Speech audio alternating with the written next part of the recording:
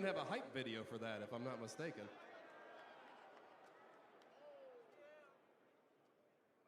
This goes faster if we don't, though, so that's probably okay.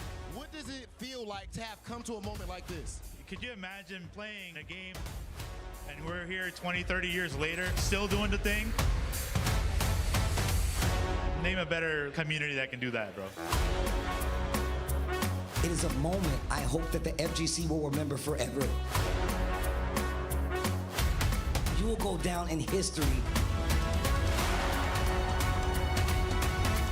And the winner. The winner. The winner. The winner. The winner. The winner. The winner. The winner. The winner. The winner. The winner. The winner. And your winner is. The winner is?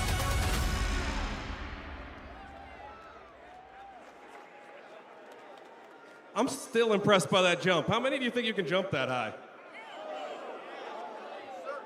I am so impressed that any of you raised your hands. You know, I just realized something when we were talking about that new June 26 to 28 date for Las Vegas next year. Bailey, are you in this crowd anywhere? How are we feeling about that date?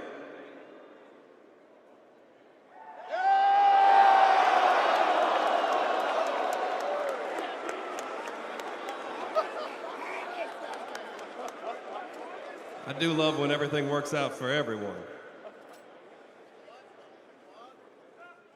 The world is always full of changes, my friend. We have another change, actually, that I'd love to tell you about the EVO Awards, because although I love that show, I think it was missing something integral to letting the community celebrate the community. And that was the nomination process wasn't open to all of you. This year, it's going to be. We'll have a lot more details for you coming up soon about that nomination process, about those upcoming EVO events. In the meantime, though, I think we should watch some Street Fighter Top 6. And actually, that's the other good change for this year, isn't it? It's Top 8.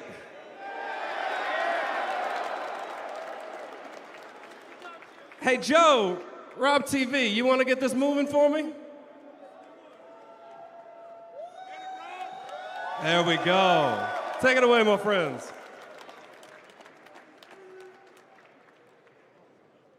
Yes, sir. I heard somebody, Hollywood. Ladies and gentlemen. Are you ready for some Street Fighter 6 Top 8? Chill out. That's not enough. That's not enough. That man just asked you, are you ready for some Street Fighter 6?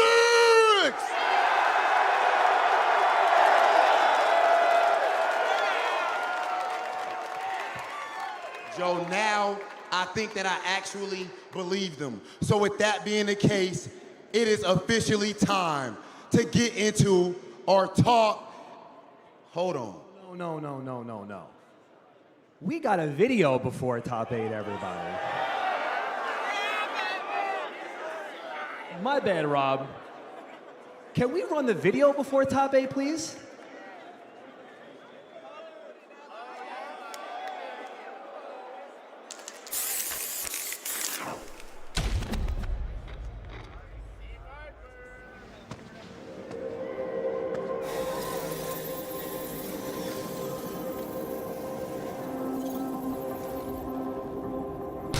That's the leader of the organization known as Shadowloo. His name is Bison. This is simulation data based on his battle prowess. But, as a research director, I'll have to test what this thing is capable of. Out of all the data obtained by Siren, this one's the most dangerous.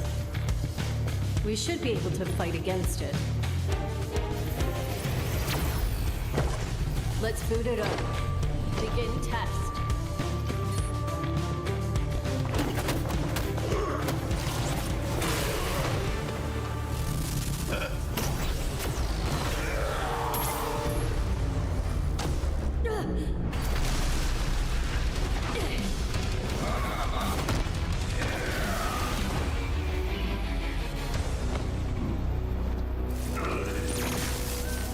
work.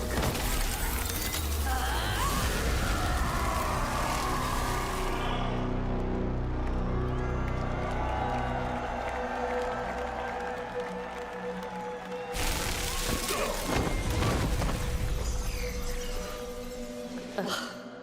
I hate doing overtime.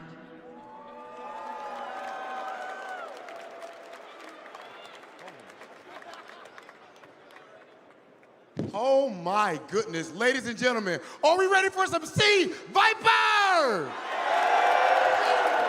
Are we really ready for some Crimson Viper?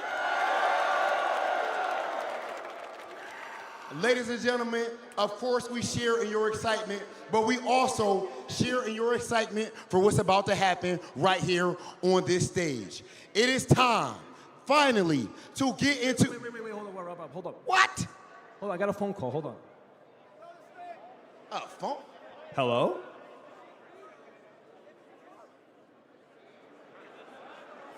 Absolutely. Joe, what the hell? Ladies and gentlemen, I'm too excited, I gotta say it. Capcom called Joe, and we got another trailer. Do you want another trailer? We got one more trailer for you. Make some noise if you want it!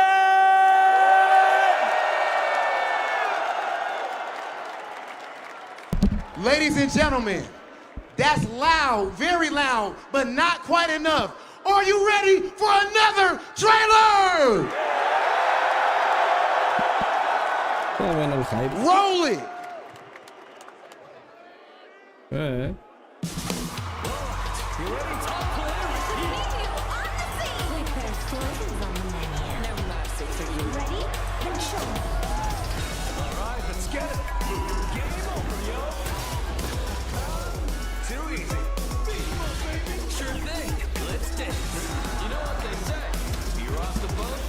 Pongan las gorras.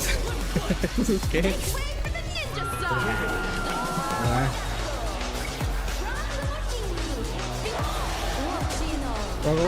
Ya, a ver, ¿cuánto vale el juego? ¿Cuánto está el juego?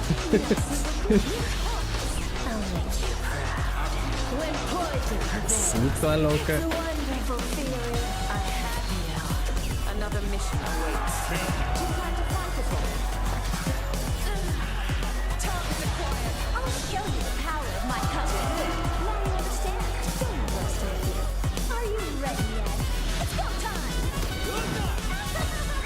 Pinche Capcom sabe su mercado.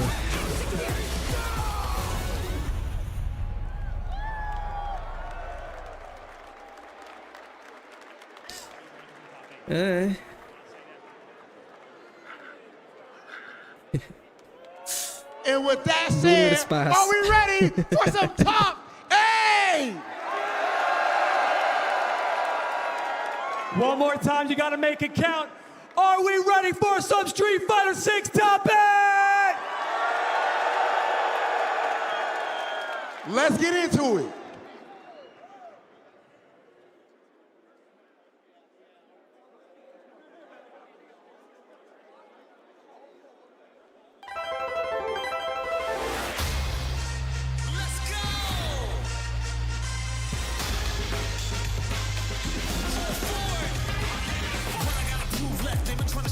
Swinging off of the two-step. I be legendary in every room that I ain't sweat. Rush that shit down, swinging on the ground like June came with some new tech. I'm from California, the fire's hot and the burn cut. We swinging our cities, graffiti murals with points up. They calling you reckless, burn them out on a stake jump. Stepping on my back, you probably gon' get your name pumped. I'll pull it with the fam around me, pack the crowd in the stadium, get bodied on stream. Leaving opponents in the panic off screen. I'm a mix between Biggie and the man of RD. Unique with the style, like a geek with a smile. You be needing the towel, wipe the sweat from your face, getting heat from the cow, going deep in the round, get it done, take a league in the crowd. No Taurus, you want the fight, you better show for it. They want the smoke, you better go for it. Now I ain't blocking, I just hold for it. I just hold for it. No Taurus, you want the fight, you better show for it. They want the smoke, you better go for it. Now I ain't blocking, I just hold for it. I just hold for it.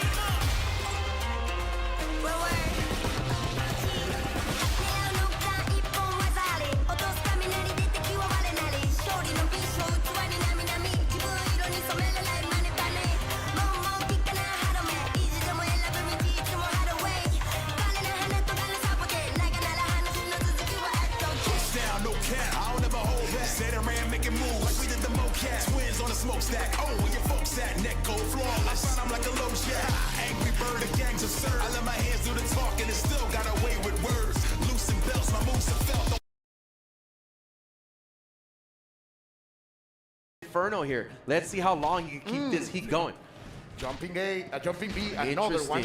Stay on the ground, he's telling us. Good control in the airs there. What a challenge over there. Attack!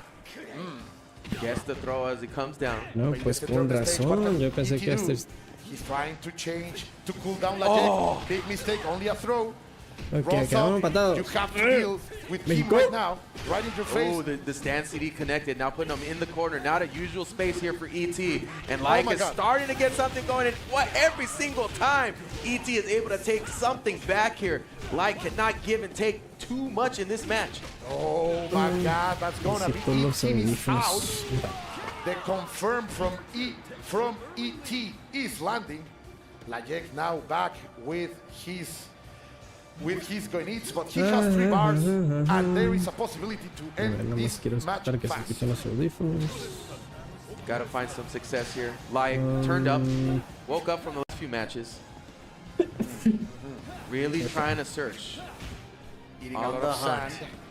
Teleport out of it. Oh, the over jump catches there. ET there with the punish. Let's see. Lajek, how are you gonna block? You lay ways up. Oh, Nice. the challenge gets the counter hit. This is a lot of good damage. Snap the finger. Como vos está bien mamazo. Don't touch me, he says. Está el Elegant cold, man. Unhand me. De I caster. don't like your cape. Oh, that was the Oh, touch. ready there, ET for the La shenanigans. leída. Not gonna let that go for free. Oh, into the roll. The air to air is gonna hit. 28 seconds on the clock. The recovery is not gonna be that much.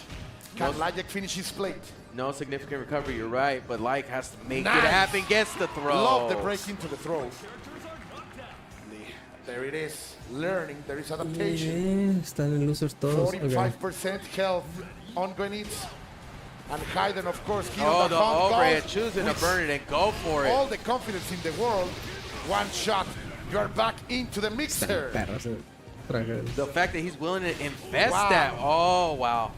Perfect. Still alive, still alive. But the double cross chop. Cross chop. Really delivering a lot of damage in this match. Across all of the tournament.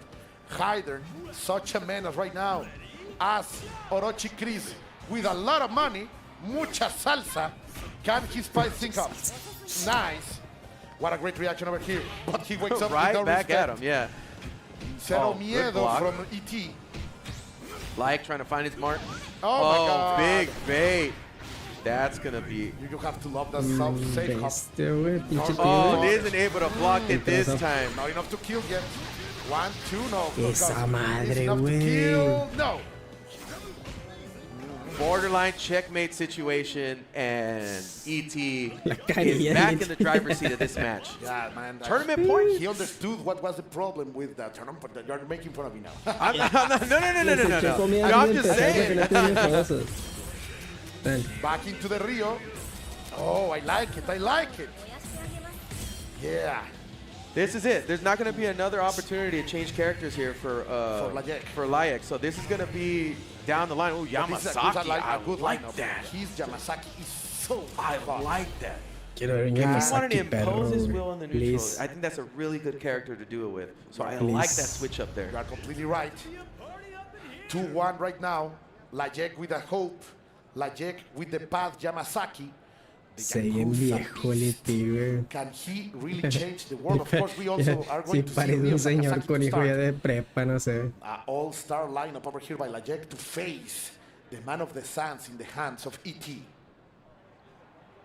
Here we go. Oh my God, the silence. Hasn't been able to find too much success in this matchup before, but he's going to have to pull a rabbit out of his hat. Yet again. It's time to dig deep, and ET is already on the board with some damage very early in the match. Okay, catches the Ah, jump. bueno. No, you can't hombre. afford to make those mistakes on match point. On grand finals, come on. He rolls out of there. I like it. Now he has the positioning, but waits ¿Quién mandó a for a losers? mistake and in the challenge. ET Ay, is not tío. stopping. He's full Oh, throttle. can't take trades like that either. with the pedal in the metal. Nice. Options are limited Oh here, my but God. converts. Is he really Please. that magician you were reset. talking about, my brother? This is the spark we're looking for. No, he makes ET spin the bar Sí, a huevo. and catches the roll. Cachado. This is a good performance right now, better than many others that we have seen A ver, to Yamazaki. start again the match.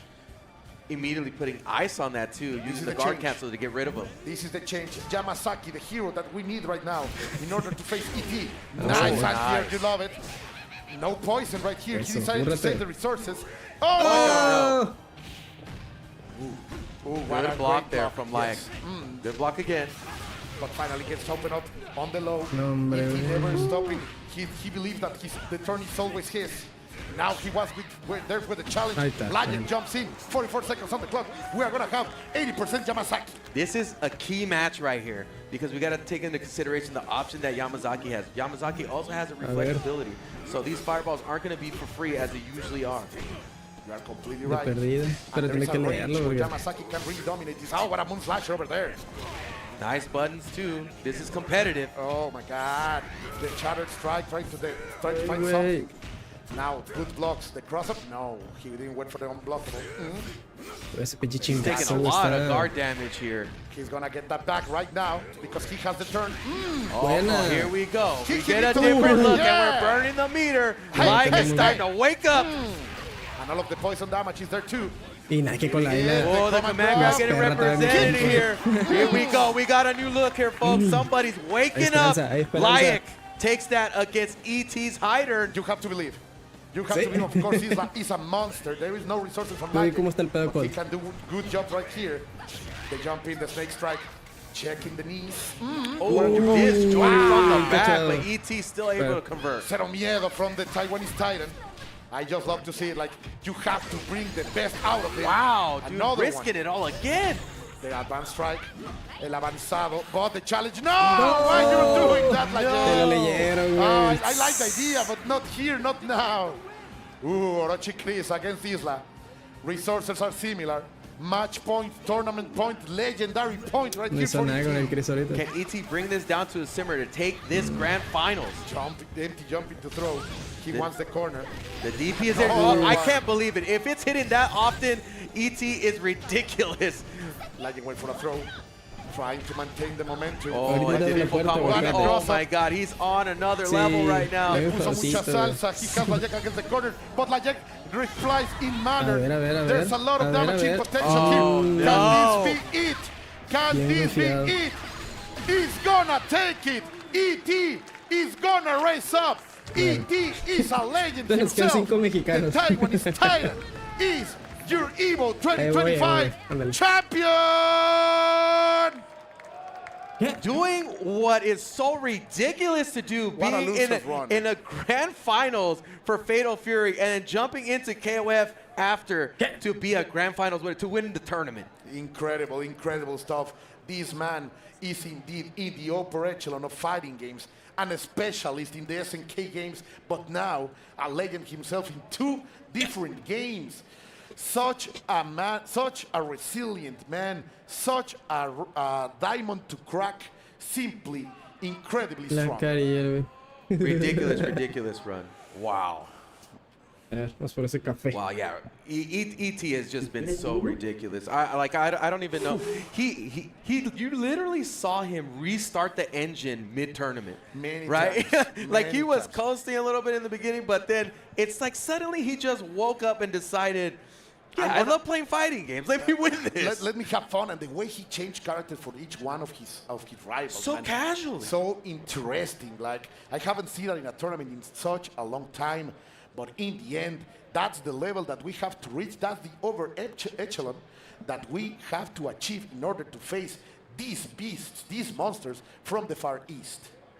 I really think they also have, like has such a great ability, but also the fact that ET has such phenomenal characters to work with to really play to his advantage. O sea que mientras But the estaba el checkmate, Tekken estaba también esta madre. move really was that ET was willing to Mejor hubiera play visto el against KoF, no hubiera Like's visto Tekken. best ability, right? To play a control game, to play a footsies type game, and then take that back so that Like doesn't have much to offer. And how did he neutralize that? Pensé que Because era Like Tekken is y such luego a esto y phenomenal luego- player in that aspect. Yeah, man, amazing stuff. I think the Yamazaki pick was the right one, but I it do landed, too, man. It landed too late. It doesn't matter. Like, I am proud of my boys in the end. We thank you for all of your effort, but of course, we have to admire what ET did here today. Such a run, fantastic stuff. But I hear Con razón se me hizo bien raro este pedo. A ver. Big task. So that was the path to victory presented by White Claw, Zero Proof, to give us all of the details as to how they got to this very stage. Speaking of, Kakadu and Fudo, hot in the seats. Y'all ready for the first matchup? That's what I'm talking about. Us too, man. Believe me. A battle of titans, Capcom Cup, and EVO champions at our first match on the stage. And this is always going to be one, interesting question about Fudo. He has world-class options in both Ed and DJ. Right? So that's the thing about him that you can always count on. You know that he can swap between those two. And I got some intel backstage thanks to Angry Bird. He told me that he saw him prepping both of them. So, both of those are options, and we see the Ed is locked in our first game here. Evolution 2025, our first match of Street Fighter 6. Let's get it. Let's see who's going to strike first, right? Fudo's going to create that space, immediately catching max distance off of that normal, knock him down, waiting a little bit, backing off. Doesn't want to be overzealous with his pressure. Yeah, and the thing to highlight from Fudo, the way he uses Flicker at max range and then does Drive Rush button, right? He uses Drive Rush on Ed. Wow, what an interrupt, just like he's DJ. He uses both of those tools really, really well. EX portal comes out, Fudo gives up the space because of it. Yeah, and I like that too. Still trying to maintain as much as he can. Dinero que tiene siempre ahí. Positioning, but that spike coming in from the departure, and it's going to be rather difficult. Give me the swing, give me the portal, snapping his fingers, try to check Fudo in case he wanted to check the drive rush. Yeah, really good choices from both of them. Both of them can do that, right? Obviously, it could be drive rush into some kind of flicker for Fudo to bait the same kind of idea. Corner pressure here, drive rush in, takes the throw. New corner pressure from Ed. He doesn't get an auto throw and stuff like he did before. So it's a little weaker, and that's a huge hit for Kakadu. Level 2 on deck, which is a huge win condition for both of these characters. Yeah, he's trying to set up the pace, right? He had the departure in front of Fudo. He sent out a couple of goes. Now he's baiting. At this range, he could just go all the way through it. A slight drop. Now he's at burnout. Drive reversal. Here comes the level 2. Is he going to knock him out? Special. That's the chip, and that's the kill. Fudo check and made as soon as he burns out, and we're on the big stage. That's where we see the big drops. Not afraid of it being expensive, honestly. He's going to build it right back, given the amount of times he's done so in the past. Take a look right now. That big jump in, anticipating the flicker. Go on with the cane swing, young man. Let me get that level 3 to add on to more damage. The earlier, the better. You got a lot of life behind you. You can build up some more meter going forward, and you get full control. Set it up. Perfect parry. And that's a huge one here for Fudo. He gets the knockdown, he gets pressure afterwards. Back throw, he slightly mistimed. He was looking for delayed button. Kakadu with the immediate wake up, and he gets a combo off this. Crouching leg kick into the corner. Other side, this man's got a funky DP, and that's a bad one for him. He burns himself out. No shot. He still went up with a wake up uppercut. Fudo is not afraid to take that risk. We see that one interruption against that little medium kick from Kakadu. Oh god, Kakadu is in a bad spot here. He might become a speed bag. Double drive rush, level 1 at the end. The level 2 for the fastball special again, and Fudo's on the board. No amount of Rocky movies can prepare you for what's hitting you, man. I'll tell you what. That's how it goes sometimes. And the big thing is we're seeing drops from Kakadu and decisions to spend extra meter. And that kind of clutch performance can be a big deal on this stage. Jump into our second game. Immediate jump out, didn't want to get any sort of chance against that throw. Drive rush on in, yes sir, the crouch medium connects, spending more of that cancel, spending more of that meter, but that portal's gonna allow him to rush just a little bit, right? That's full screen pressure. Fudo has to make the right choices. Oh my god, that's at least one! Big gamble on that, expensive, even though he makes it in. His drive gauge is a little low, hard to commit to much for Fudo until he waits it out for a bit. Nice. There it is! Heavy-handed is the flicker. Oh my god, so is that Fierce getting swept upon after the perfect parry. Not too bad. That's the perfect parry Prince for a reason. Boy's ready, and the anti-air, he's more than prepared. EX portal's out, Fudo with the check on the flicker, but the patience from Jesus, he walked in front of him for so long, yet not a single one came out of Fudo. Perfect parry against the flicker, and the overhead. Nah, no way, man. Dirty reset there. Kakadu understanding the situation, knowing he couldn't get a kill without it. I love that sneaky option. Oh, get the counter hit upon the approach from Fudo. Wait a minute, a little bit of an exchange. Drive rush forward. Kakadu feeling the momentum. Now he's the back up ever so slightly. These limbs might just clip. Fudo is baiting something. He didn't bait the right thing. Too solid, does not fall for the throw bait. Fudo's offense. A lot of his offense is go in, backdash, try to bait a throw. That's something he does a lot with both of his characters. So big jump in, and it's time to dream. Let me get that bounce. We got the double. Oh, he mistimed. The first EP was a little too late. Unfortunately, the drop there, but he still gets the corner off of it. He's low on drive gauge, though, and so it's hard to convert much, and that's why he goes for the jump. Oof. Immediate stop of the drive rush. He tried to check it, but it was too late. He fireball plus frames after. He drops the kill. And this is the chance. He dashes in. Kakadu with the check. A game apiece and drops from both players so far. Absolutely nerve-wracking to see some of these sequences that can lead into another round. Just getting dropped. Fudo, Kaku. Little shaky on both ends, but tied 1-1. You'll love to see it. Again, this is first to 3. Rockets are coming out. It sounds like to me we got DJ on the stage for Fudo now. With the character swap. A little bit more mobility, a little bit more trickery, slightly less stability in the mid-range. But he gets more explosive offensive options. Yeah, explosivity is definitely the characteristic to describe DJ. The first game swing, the first strike goes to Kakadu. Set up the portal. Fudo trying to dash up, just keep himself away from the corner, parrying the attempt of the overhead. Got that low medium kick sweep. He was ready for it 100%. Low parries there too. He has to guess if it's going to be mid or low, and he's correct on it. Way out. That's totally fine. The exchange and benefit for Kakadu. OD jackknife. Put the weapon away, sir. Bang. A level 1, strip a little bit of drive gauge close to the kill. And now anything from Fudo. Yeah, he had to make a guess there. He chooses to commit to the parry, and Kakadu covers it beautifully.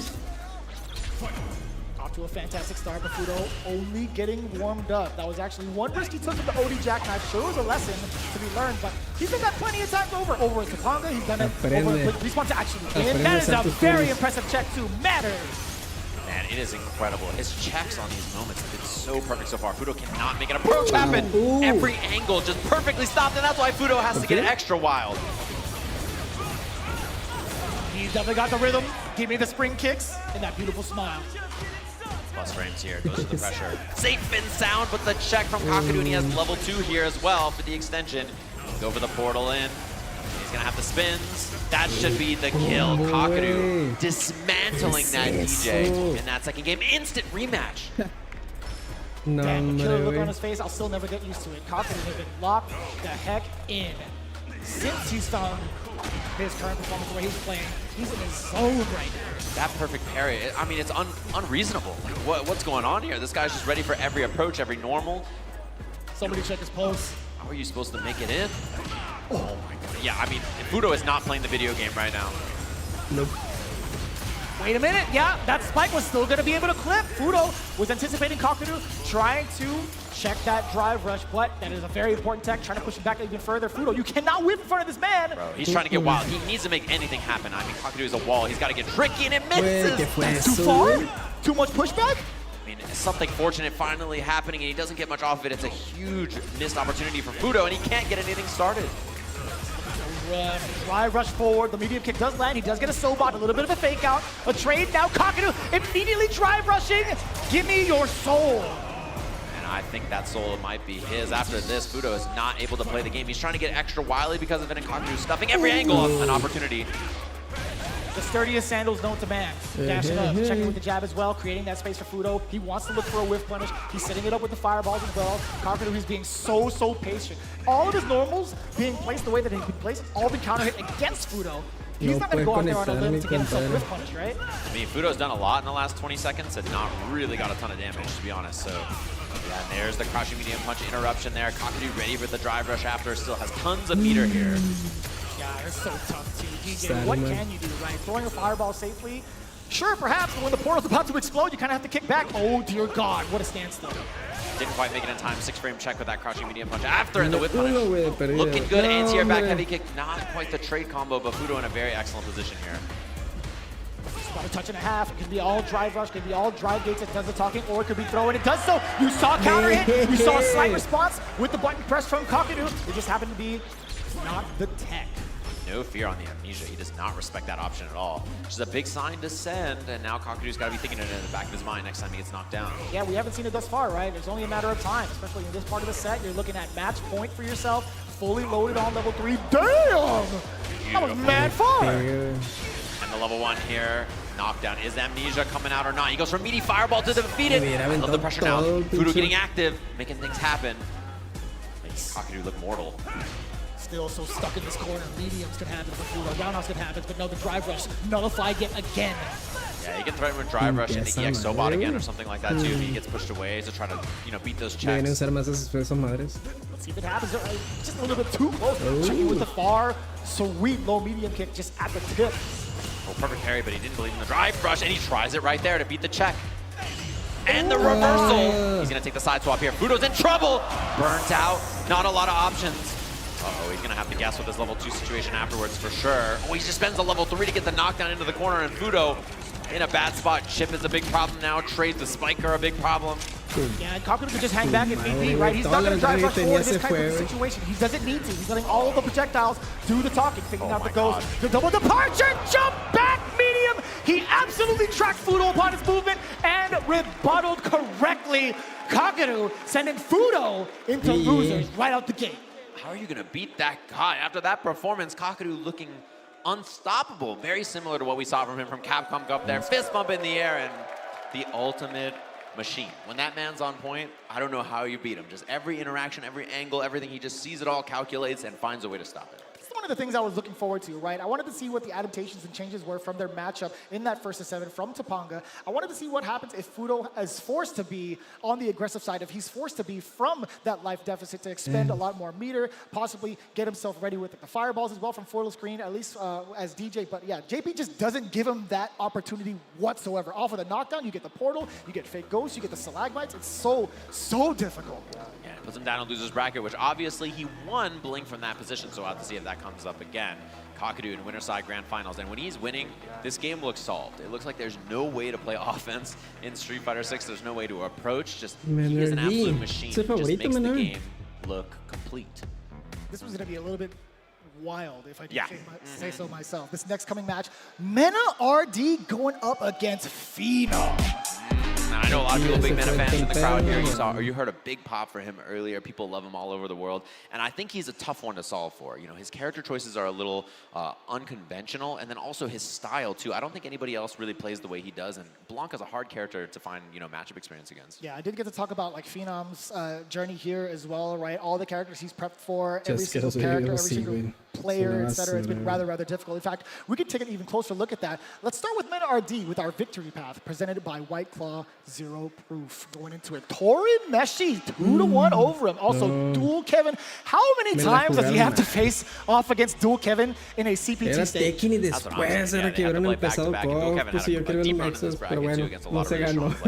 was one of those ones waiting for Xiao Hai, who's obviously in our losers bracket. We'll talk about that later, but Torin Meshi set was very close. The Kevin set was really close. The Moke set 2-1 as well. And that's a lot of really strong players for him to beat back to back to back. And, I think as absurd as this path is, the Phenom path is outrageous. Look at who Phenom beats. Dude, he's fighting Eli. Then he fights John Takuchi, Haitani, Ryusei, Lashar, Momochi, back to back to back, and gets here on winner's side of the bracket. There's something about him, man. There are certain years where his performance just goes over the top. Right now, he's like the main representative for EU, at least in his World Warrior region. He's currently at the top of the leaderboards. He had a first and second placement for those last couple of weeks. And honestly, he's as sharp as ever. This is the Phenom that we've been used to over in his path over in Street Fighter 5, and now looking as strong as ever. I think the strongest thus far this year in Street Fighter 6. Yeah, exactly. So that's the victory path, of course, presented by White Claw Zero Proof. Nice to see how everybody makes it here in their matches, and excited to see this between the two of them. There is something different about this guy Mena on this EVO stage. He's a little different with this crowd and energy and feeling. Other tournaments in the year, he always does well, but EVO is definitely one where he overperforms, and he's just an impossible opponent to beat.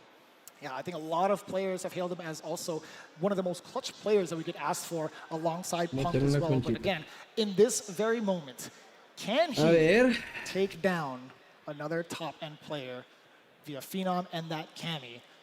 I'm more so kind of concerned with Phenom. I haven't been able to check out any records of him playing any Blancas, as you had mentioned, right? Yeah, we asked too, like, who do you prep for with this matchup? And he's like, I don't know. I don't have anybody in EU that I really play this matchup with a ton. Like, there are some, but it's not super common. And he said, here, I had to play the Japanese Blanca players, but they don't play exactly like Mena. So I think he's even worried, you know, pre-prep, right? Like, just thinking about this matchup, it was hard. Whereas I saw Mena noon this afternoon. He was ushering up Cami players to his hotel room to get prep and practice. Like, I think he's been ready to go. He's super prepared, I think, for this matchup. Yeah, and most in regards to strategy, I did talk to Phenom about it. He's like, he's compartmentalizing every bit of Mena RD as he can, just based off of match footage, right? There's going to be certain things in the pocket of his brain that's like, you know what, if Blanca's in this current situation, position-wise, I have to get ready for this option, right? I can't be too specific. I don't know if Mena RD actually has the headset on, so I'm not going to spoil it, but let's just say Phenom, he's already got the whole tree of options ready. Yeah, I'm sure he's got some other characters, and both of them have characters up their sleeves, of course. The scary thing is I feel like Mena has a unique strength as a player. Like, we hear the crowd getting hyped for the walkout here in our second match of this winner's side. Top 8 here at EVO. Mena RD versus Phenom. Gonna be a banger here, and I'm sure it's gonna be quite the scrap, as Mena just has this unique ability to sense, not only on his own offense, but on his opponent's offense, where the pace of the match is gonna go and how to smother and make the correct choices. He's already trying to set it. Damn, that hit how long? Excuse me? How many active frames is that bad boy? I think like 12. I think Blanca had something to do with it. Yeah. You sound like J. Jonah Jameson. I want pictures of Blanca right now on my desk. That's exactly right. As Phenom just getting a couple of stray normals, and he's been using that heavy kick control more often. And there we see the driver open up Phenom, trying to find the jab. Corner interaction, and you know, everybody's always scared to pressure Blanca. He's a tough character to deal with because it's the up ball, he can jump back and go for the air ball, he can go for back dashes or buttons. He's just got a tricky set of options to deal with. Yeah, a little bit dry towards the drive gauge now for Phenom. You talked about some of those options. He was actually pretty reluctant at first to kind of think about pressuring Blanca, something we talked about a little bit earlier, but right now, he's looking pretty damn fine. At least within the neutral, within roundhouse range. Doesn't want to get clipped because Blanca has some very extensive normals that can easily counter you or whiff punish. Oh no, wait a minute. Yeah. Gotta be level 1, you already know it. Securing the first round, absolutely worth the money spent. And interesting things you're seeing so far. Mena's been hitting a lot of forward medium kick. It's because it low crushes, it beats low. So he's trying to beat the crouching medium kick from Phenom. So I'm surprised, as you see it right there, right? I'm surprised that Phenom hit crouching medium kick actually, because you know that's the exact button Mena's been countering against. Yeah, he's only whipped it within ranges to kind of bait out like a normal thus far from what we've seen, but we do get the OD Blanca ball. Didn't get the continuation we saw, jump medium punch and an attempt at that, but here we go, the overhead a little bit too far out. Exposure on the low. We get the side switch. Phenom applying pressure with the stand medium kick, punch, excuse me, hello. There was back-to-back roundhouses. I just saw a bunch of kicks on the screen. He's trying to control the pace with the heavier normals down to slow Mena RD. Yeah, and it's a one-hit round now, so Phenom a little bit more passive. Love the jump. It's been a while. Neither of them really committed to that too much. And Mena now playing slow. He's one hit away, so doesn't have to be too active. Just blocks it out, eats the throw. Phenom down a lot of drive gauge now, which makes the next interaction a little bit scarier. Just about one hit, one touch is all that's needed into a drive rush cancel. They're playing a game of normals, playing a game of chicken a little bit, roundhouse to check a little bit, too. The throw comes in from Mena RD. This is the first opening. We got the Lightning Beast. We don't need the level 3. Let's play a little game. How long can you play defense against the Blanca ball? Burnout is in effect. An attempt at the overhead. Phenom snipes it out immediately with a crouching jab to secure game 1. Yeah, and once he secured the burnout, I think Phenom was basically like, okay, now it's time for you to go for some new option here. As we jump into the second game. Right back into it. Phenom. Counter hit on the forward medium kick. Yeah, he's been doing that quite a bit. Try to counter poke against that medium ball in, get the pressure afterwards. Got the back medium kick. And Phenom aggressive again with buttons. There's been a lot of delay timing in Mena's pressure so far, and I think Phenom's getting a little active because of it. Now the timing exposing the low yet again from the low medium kick. Delay from the Fierce as well. Looking rather dry for Phenom and RD. He knows the objective. There was an attempt at a parry. You saw it, hence the burnout on Phenom's behalf. Yeah, and Mena went for a delayed button so that parry would lose there. He gets the combo off this as well. And he's not going to spend too much, I would imagine. Just the doll into pressure, into chip being an option. Plus frames on that. And it's going to be all she wrote in a second here. Love the containment with the jump back ball. Air to air, not an option. Round 1 goes there to Mena. Damn, that was a smooth punish counter. Phenom's been doing that all weekend long. Oh boy, OD up ball, you had to do it. Yeah, now we see Mena. I love that he's using these heavy kicks. And look at that, the spaced out forward medium kick. It checks Phenom's reactions. He can get the corner carry here with level 2. And now Phenom in a bad spot, gonna have to deal with the doll at the end of this pressure. Not too much pressure out of that. What a whiff punish on that walk back. And you're actually taking hella damage out of that. The quick 2-round rebuttal from Mena RD. Yeah, I love the forward medium kicks. Keeping it up in neutral, recognizing that not only is Phenom poking with lows, but he's reacting and trying to whip punish. If you're trying to whip punish, a slow move like forward medium kick is very good to catch people off guard. Double drive rush around start, both trying to take initiative. I like that. Fast and furious, drive on in there. No medium kick yet again, this time via counter hit against Mena RD. What's the pressure looking like from Phenom? Damn, he woke up with no medium? That's what I mean. Mena has such a good read about what to do on his own offense, but what his opponent wants to do on their defense. As he gets the doll set up here, takes the throw, and now Phenom's gonna guess, does he want to parry, or does he want a reversal? And he can strip the drive gauge here with the drive impact. That's what he does. Ignites the doll, cross up, double hop. Dear God, even the Funko Pop had a little bit of a hop to it too. Plus on that again, he's plus, and now it's gonna be burnout there. Mena steamrolling, and it makes all these offensive sequences feel worse and worse because now he has level 2. He can pop it here and force some defensive situations for Phenom to deal with as well. And there's the heavy punch, level 2, immediate corner push. Dude, and chunks of drive gauge just getting shaved off from the side of Phenom. It's gonna be looking so tough. He's forced to block in so many of these occasions, especially while Lightning Beast is active. That snipes from how far? The reads, man, he's been so right about Phenom's offense, and you can tell Phenom is a little hesitant to go for reversals because he's been blocked a couple of times, and that means that Mena can just back up and wait for buttons or jumps, which is exactly what he went for. Funny enough, all those exchanges still leading to just about equal in life. Phenom sitting at pretty significant resources. That is a very big pickup. How did you react to the OD dive kick in that speed? Yeah, and Phenom is so passive now. You see, he's a little worried. He just needs one hit, but you know, Mena's doing a great job whiffing and then counter poking right after anti-air again. He's got level 1 for the kill. He misses, and he gets the pickup anyway, and you know Phenom's kicking himself for that. He's like, oh, he whiffed, I hit a button, I wasn't right, and everything's not coming up his way. No, if it works, that's just a very genius frame skills is what it is. We'll take it to that. You gotta be in your own head if you're Phenom here too, because the first game went your way, and then now you're like, oh man, he blocked a couple of DPs, and I was wrong on defense, and he's beating me up in neutral. A lot of things going right for Mena here in this turnaround the last couple of games. Yeah, he's making it hurt too. Not even just in regards to like how much damage he's giving to Phenom, but also stripping away all the defensive capabilities that he has as well with the drive gauge. I heard everybody in the world heard Kabla right there, I think. I'm pretty sure. We all heard it immediately. Que lo que? That's what I'm talking about. That forward medium kick again. Phenom thinking about it. He hasn't had a good answer to the heavy kick from Mena either. Hasn't done a whip punish yet. That back throw. Oof. Nice whip punish. And I think that's the game for Phenom here. Somehow he's got to slow it down even more if possible and try to be second. We haven't seen that much from Mena. Just raw a little funky too. I was actually kind of curious to say if that was going to be a thing against Phenom thus far, but we'll see how often more that comes up. Again, medium kick. You were just talking about to start it off. Forward medium kick has gotten so much mileage against Phenom, playing against his very reactive nature thus far in the set. Yeah, I mean, if you whip heavy kicks as Blanca, and Phenom's like, I gotta whip punish that, I gotta be faster. And you see the forward medium kick, you try to be fast, and you get hit. Just how the mid-range works. And look at Mena whipping lights and stuff too to try to fake him out, and then going for a big button afterwards, trying to catch Phenom, trying to whip punish. It's that heavy kick, and then right behind it, you know, the forward medium kick's a threat as well. So he's got lots of good stuff to look for here. Wonder if the big opening comes out from NRD if he ends up spending to level 2 for Lightning Beast, or maybe via block exchange. You get the forward throw, a little dry on the gauge, he's going to be dashing up. That's when the Lightning Beast comes out. Not only does he get to apply pressure, back away if need be, but also he gets a regain drive gauge. That's a counter hit, that's an extension, and that's the up ball looking at match point. Just like that. I love that he baited right after, right? He hasn't gone for a lot of baits so far, and then immediately he goes for the Blanca ball. Double drive rush at the round start again. And look at the passive play from Phenom on Mena's offense. You know, he's so worried about reversals, just like that, right? He's worried about jump back ball. Now he's poking with the medium punches. And there's the slide, the first one of the set. Phenom has such a tall task in dealing with all these options.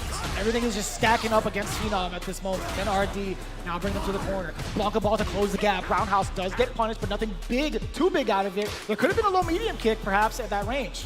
And Phenom's whip punishment has been excellent on a lot of normals, but it's so tough to contain and control all of the options that Blanca can represent. There's the throw again. No DPOS from Phenom twice in a row now, too. Does get an opening, does get the forward throw. What are you going to do to pursue? Fierce into the cancel, now another throw. Yeah, that just means that he's low on drive gauge now, which means the level 2 for Mena as well. Extra scary. Oh, he goes for it, he risks it all, and that's gonna be the set.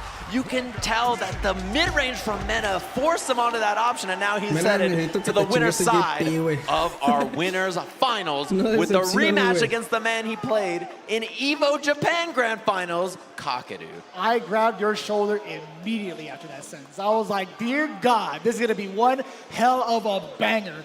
Getting another rematch between those two Titans in the winners final is absolutely insane. But again, Phenom still has a very, very good chance going into the losers bracket regardless. Again, he's been looking absolutely sharp. No doubt in my mind he's going to try to continue to press on. But there's still so many people that could possibly give him the biggest challenge of his life on top of NRD.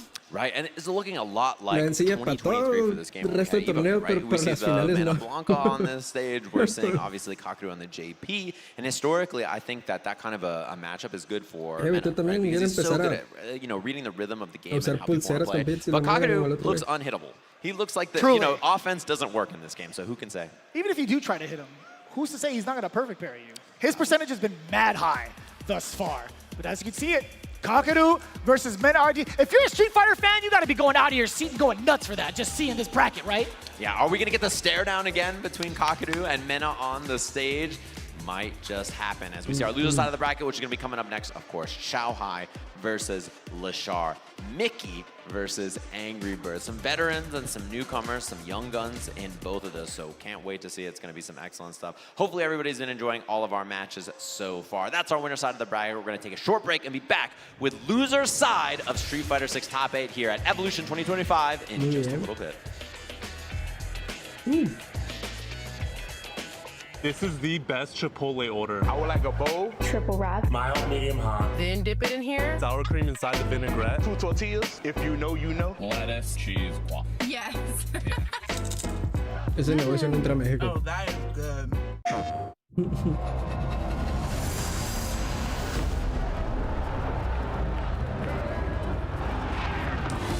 Es como el Taco Bell, ha tronado dos veces porque pues... ¿Qué hace Taco Bell en México?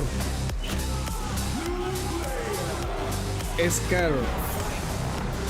Ya tenemos cada esquina un negocio con mejor comida mexicana que un Taco Bell. Gracias por patrocinarle Evo Chipotle, pero... No creo que la arme por acá.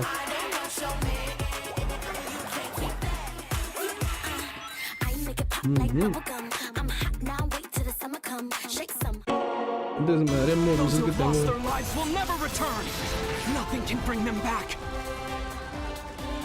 So where we go, old man? A hotbed for demons, the entertainment district. We've killed off anyone who's ever Porque están bien culeras en inglés, anyone pinches. who's ever slighted us. We're going to slash through your gullets, just like we did to all who came before you. El voice acting gringo está chido, pero cuando las series son gringas, pero para doblajes. Blue light glasses for the gaming at night. Zenny's got affordable eyewear for everyone. Vibe and style while protecting your eyes. EVO sunglasses, available now.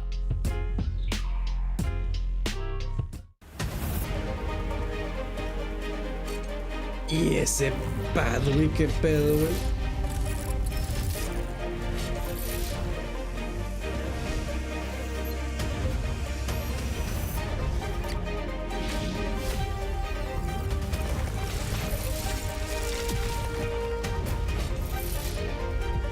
¿Un switch?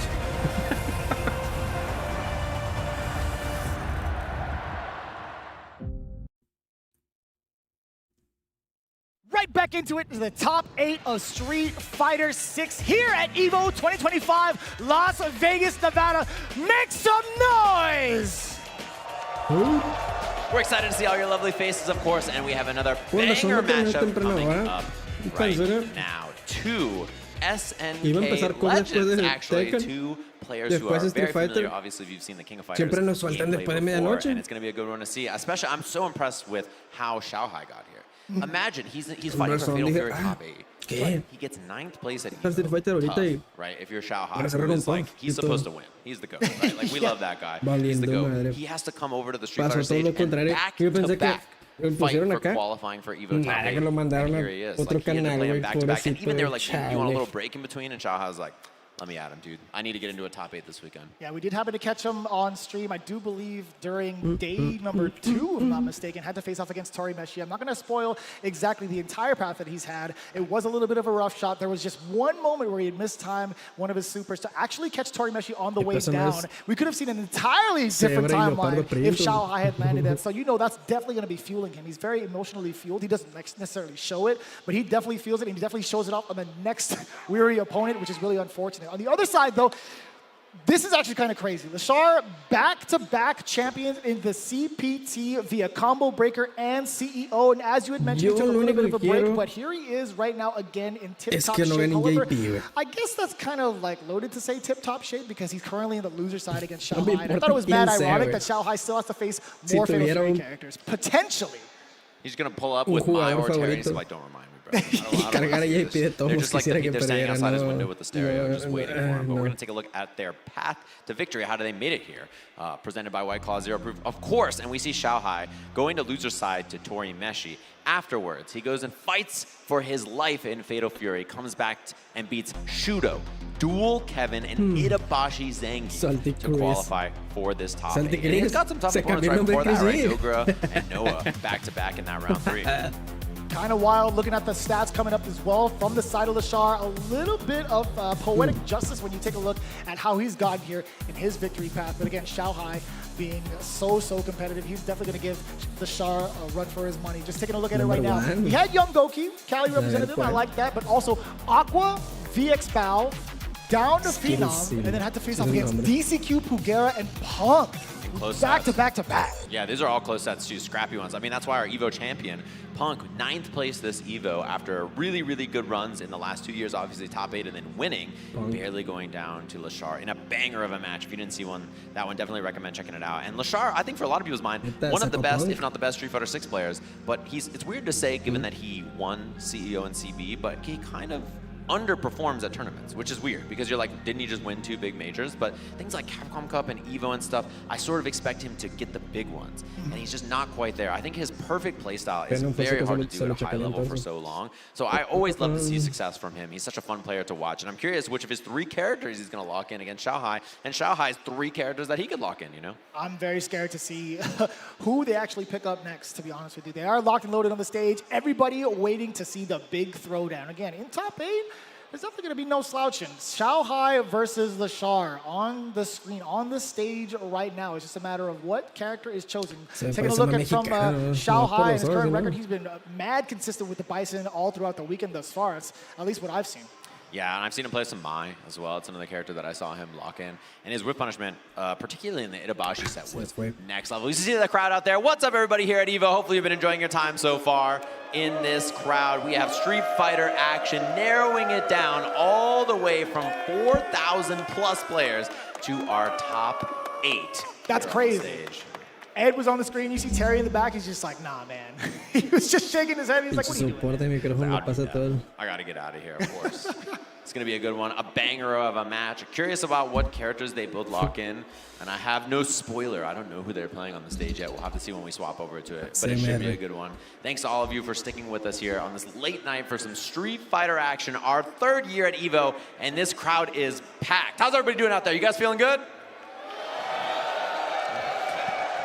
All the seats right here on the floor, absolutely packed. Absolutely insane. I'm kind of curious, for all of you out there, how many of you guys just been to EVO for the very, very first time? Let me know. Let me hear that real quick. Hold up. Let me see. Is your first EVO? Welcome to the family, y'all. That is a lot of people out there. Every year, I'm so surprised how many people it is their first year. Hopefully, we catch you back here next year. And every year for some EVO action. It's got the Quan box. Everybody's... The Quan box? The Quan box, yeah. Jesus. Quamba was making the Quan box. Oh, this is a gamer box, it looks like instead. But everybody's been using this lately. The theory is people stare at your hands, and you get knocked down, you see them mashing, you know they're going to wake up super or DP or whatever it's going to be, right? So people try to hide their inputs so that when you're playing side by side like this, people don't know what you're up to. Damn, he's got maximum coverage. Look at the flaps on that bad boy, dude. He's covering the elbows, too. You can't even see his elbows. You don't even know what's going on under the hood. That's the idea. That's you don't the want to know. funniest thing, actually. For someone just tuning in right at that moment, they're like, is his hands connected to the stick? What is this? What up, everybody in the crowd out there? Hopefully you're feeling well. We're going to see between these two who is the true king of fighters. Yo, Snapple? I like that.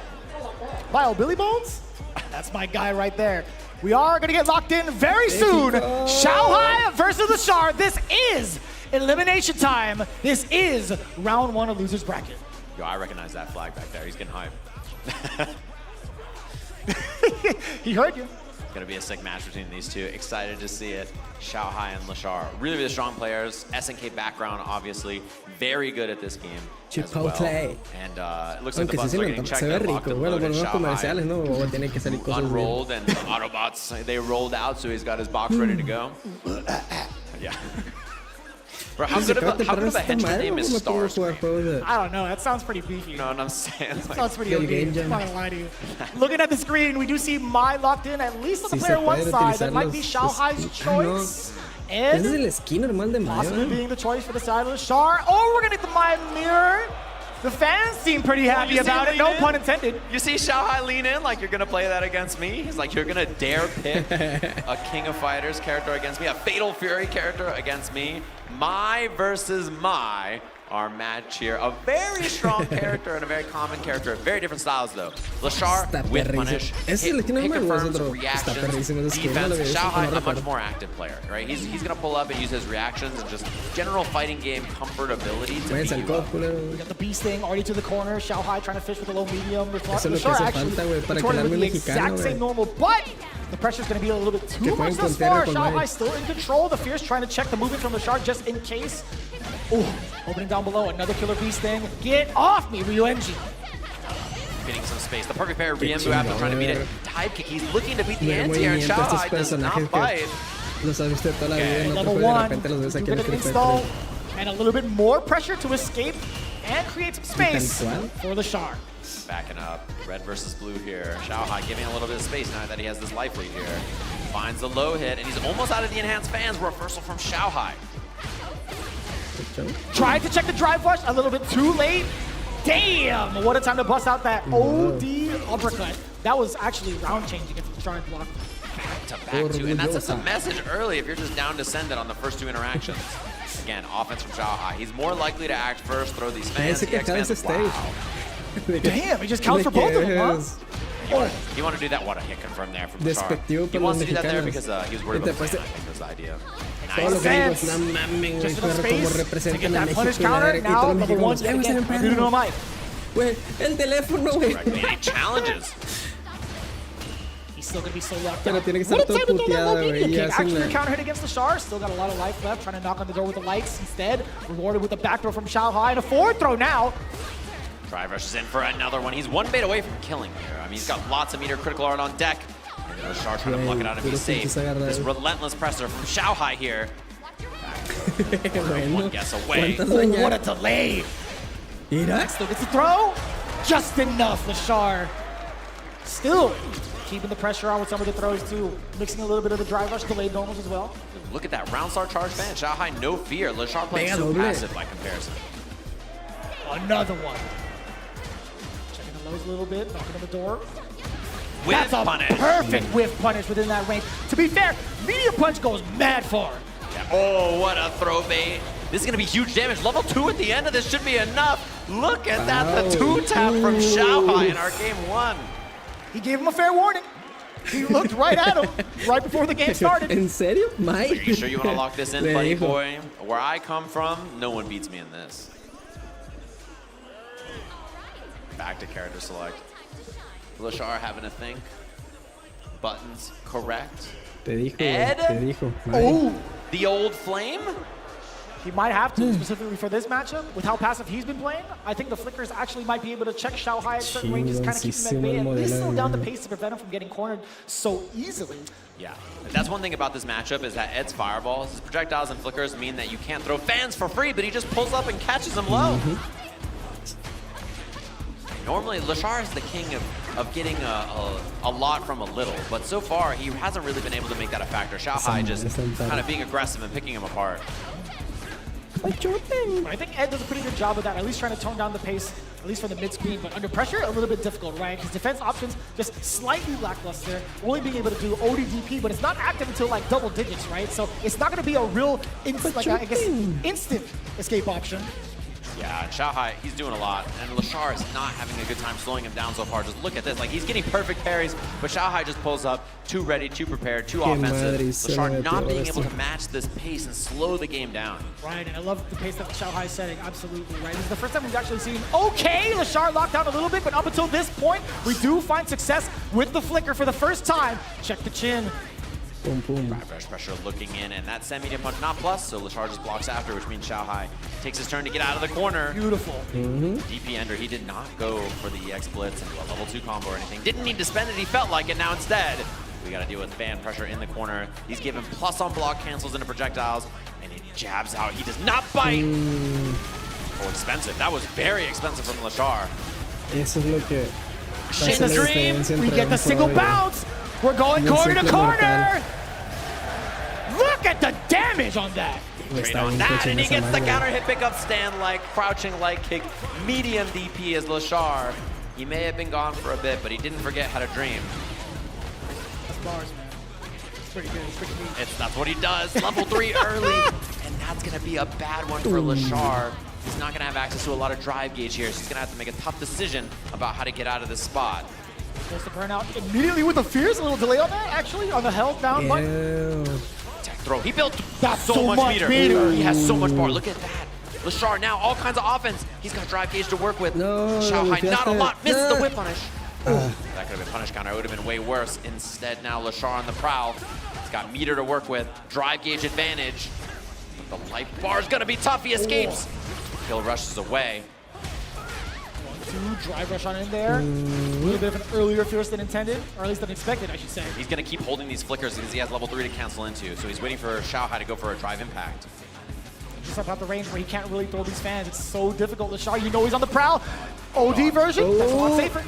Oh, the delayed front throw from Lashar. You saw him block real quick right before. Flickers and flickers. The DP is ready in time. One guess away. Drive rushes in. He can make this happen. Lashar's more than capable. He went for the big read. And Xiao Hai blocks it out correctly. So long on that. He doesn't bite. This is what I mean. Instant rematch from Lashar. Doesn't even take a second to think. It's like PTSD from Street Fighter 5, man. Yeah, the ending walker. Yeah, dude. The very last second trying to catch a button with the OD uppercut from Lashar. High risk. Very, very high risk. And it could have been the round instead. Xiao Hai now all kinds of advantage. And you could just feel that this entire set, he has too much presence on the screen. You can tell Lashar's not matching the way he's controlling space. Algo tiene que verse si están lejos. The fans, Lashar mistiming his own jump in anticipation for the fan. Xiao Hai just holding it just a little bit longer. Forward throw. Nothing there from Lashar on defense, just blocking it out. To the side from Lashar. Damn, the fan's still putting in work even in the corner at that range. Okay, chance now. Lashar on all kinds of offense. He's got drive gauge and meter to work with. Oh There's my the whip God! punish. The big duck to the chin, off of the Fierce. Let the ball rock. Give me that. Kill rush forward, delayed upper. Still had another chance to do an uppercut, but either way, luckily enough for Lashar, that's one round on the board. He's trying to stay alive. DI, not in time. Xiao Hai, no rebuttal. That's going to be big. Go for another drive rush for the extension. Starter from Lashar here as he baits the throw. Damn, look at the damage. New combo on this as well. This is a safe jump ender. Goes to the safe jump, takes the tick throw. Lashar, signs of life here. First time in this set, Xiao Hai's been in trouble. The Killer Bee Sting, dash on up, delayed back throw now. Xiao Hai sends out a fan, sends out a message. Lashar not ready to respond just yet. Another throw. A lot of mixed signals coming in from Xiao Hai. And the overhead to delay it ever so slightly in case a wake-up button came out. And the throw bait right back after. That's kind of That's kind of dangerous right now for Lashar where he's at. The big opener off the counter hit. He stays alive. 2-1. Okay. Huge win there. Lashar fighting back. And you know, something about him normally is I feel like when he goes down in sets like this, it kind of just looks like, well, you know, Lashar might not be on it. He's not on a heater, right? But fighting back and playing that round really well. I like that he got more active. He was playing the game more. He's not just playing passive. He's trying to be active. The field goal is good. Lashar actually calling out the fans correctly this time. He tried DI in that previous round, just a little bit too late. Yeah, and I like the DI attempt. He went for a harder combo there, missed the charge flicker. What happens when you play 3 characters and you're, you know, juggling all 3 of them? It's difficult to get every hit confirm, every situational combo correct. Surely. Big jump. And the corner carry as well. Being able to cover that jump, at least with a jab, it's totally fine. At least for Lashar, I should say. Now he gets control. He gets that forward throw, and wow. Xiaohai just immediately responding with an OD uppercut, not feeling the pressure from Lashar. Wow. Anti-air crushing medium kick too. And Lashar, he can get single hit confirm into OD blitz in a level 2 here, which is big, and he sees the drive rush. What's the confirm here? Oh, he missed. Huge drop. He's got level 2 for the kill. Oh my, the heartbreaker from Lashar. And now set point for Xiaohai. This might be a little bit of a problem. All that meter gone too. That was the winner from Lashar, but again, his head's not as sharp. He hasn't been playing this character as much. Just a couple of the lights. Ryu Wenbu can get a punish counter, bring her back down to earth for the side switch. The big exchange. No. Doesn't get a trade combo there either. Has the corner, no whip punish. He's having trouble here. There's the EX fan, backs it up. Passive play. Charge flicker doesn't reach the hurt box of mine there. ¿Quién va a cambiar? Quieren a ver quién va a ser el que. With that jump, Lashar still ready with the anti-air. Bueno. Xiaohai trying to that approach again. What a combo there. The situational awareness from Lashar. Jump back jab for the anti-air just in case there's a dive kick. We're seeing a lot more of the spark fireball option coming in from Lashar, right? To suppress Xiaohai. He's trying to go for the fans more often in that range. Damn! Superman punch to the grill! Force burnout here as well. Instead takes the throw. Xiaohai in a bad spot. Oh, missed there from Lashar. And now a chance he backdashes, then he gets the punish. Staying alive. Se vio que sí estaba. Was that an attempt at a spark for a mini spark? Not sure. Oh, I thought it was a flicker, so it was a light kick. Possibly. Man. Oh, and the punish. Xiaohai gets the corner here. He just takes the level 1. Getting the resources here. And what a sweep, too. Oh, yes. You most definitely take that for Xiaohai. Se puede, wow, the whip punish. EX Ryumbu hit confirmed. Didn't go for anything after though. Putting himself into the corner of Xiaohai with that jump. Lashar, how do you keep Xiaohai contained? You got buffed fans too to worry about. Bro, he double perfect parried that too. Oh, and the hit confirmed. The delay cancel. He's trying to Shin Dream on the EVO stage and he hits it. Dash forward heavy punch. Pulls up double dash for the ender. One gets away and Lashar is correct. He ties up the set 2 apiece. The crowd absolutely involved, absolutely erupting for that finish coming in from Lashar. I love everybody coming together to see the Shin Dream bounces. You guys are doing a phenomenal job. Huge improvement from last year. You guys are doing great. I like that. We all seen it so many times now. We're used to this Ed combo. We're like, all right, another day in the office. We're back in our final game between these two here. Loser's side of Evolution. Loser's going to be going home in 7th place. There's a reversal. Lashar getting active. I love that. You can call out. Punish counter, trying to get the flicker to nullify that fan, but not in time. Actually, a little too close for comfort. Xiaohai overhead successfully blocked from Lashar. How do you get out? Fears to check the movement. He's fighting out with almost the whip punish. Xiaohai spacing excellent there, and he's going to get the level 1. Low drive gauge for Lashar as well, and now he's going to be on burnout on the next hit. And there's the EXDP. Just anything to keep himself alive. Oh no! So tough. In there. Yeah, how do you see that one? There's just colors everywhere. Tough to see. Xiaohai once again on set point. Very deep uppercut. Char, kill rushing through, does get the forward throw. A lot of corner push and knockdown on this. Doesn't go for the drive rush, but Xiaohai, excellent position here in the corner, and it's not in time. What's the combo opportunity here? Double dash. He's going to strip some drive gauge here with the level 1.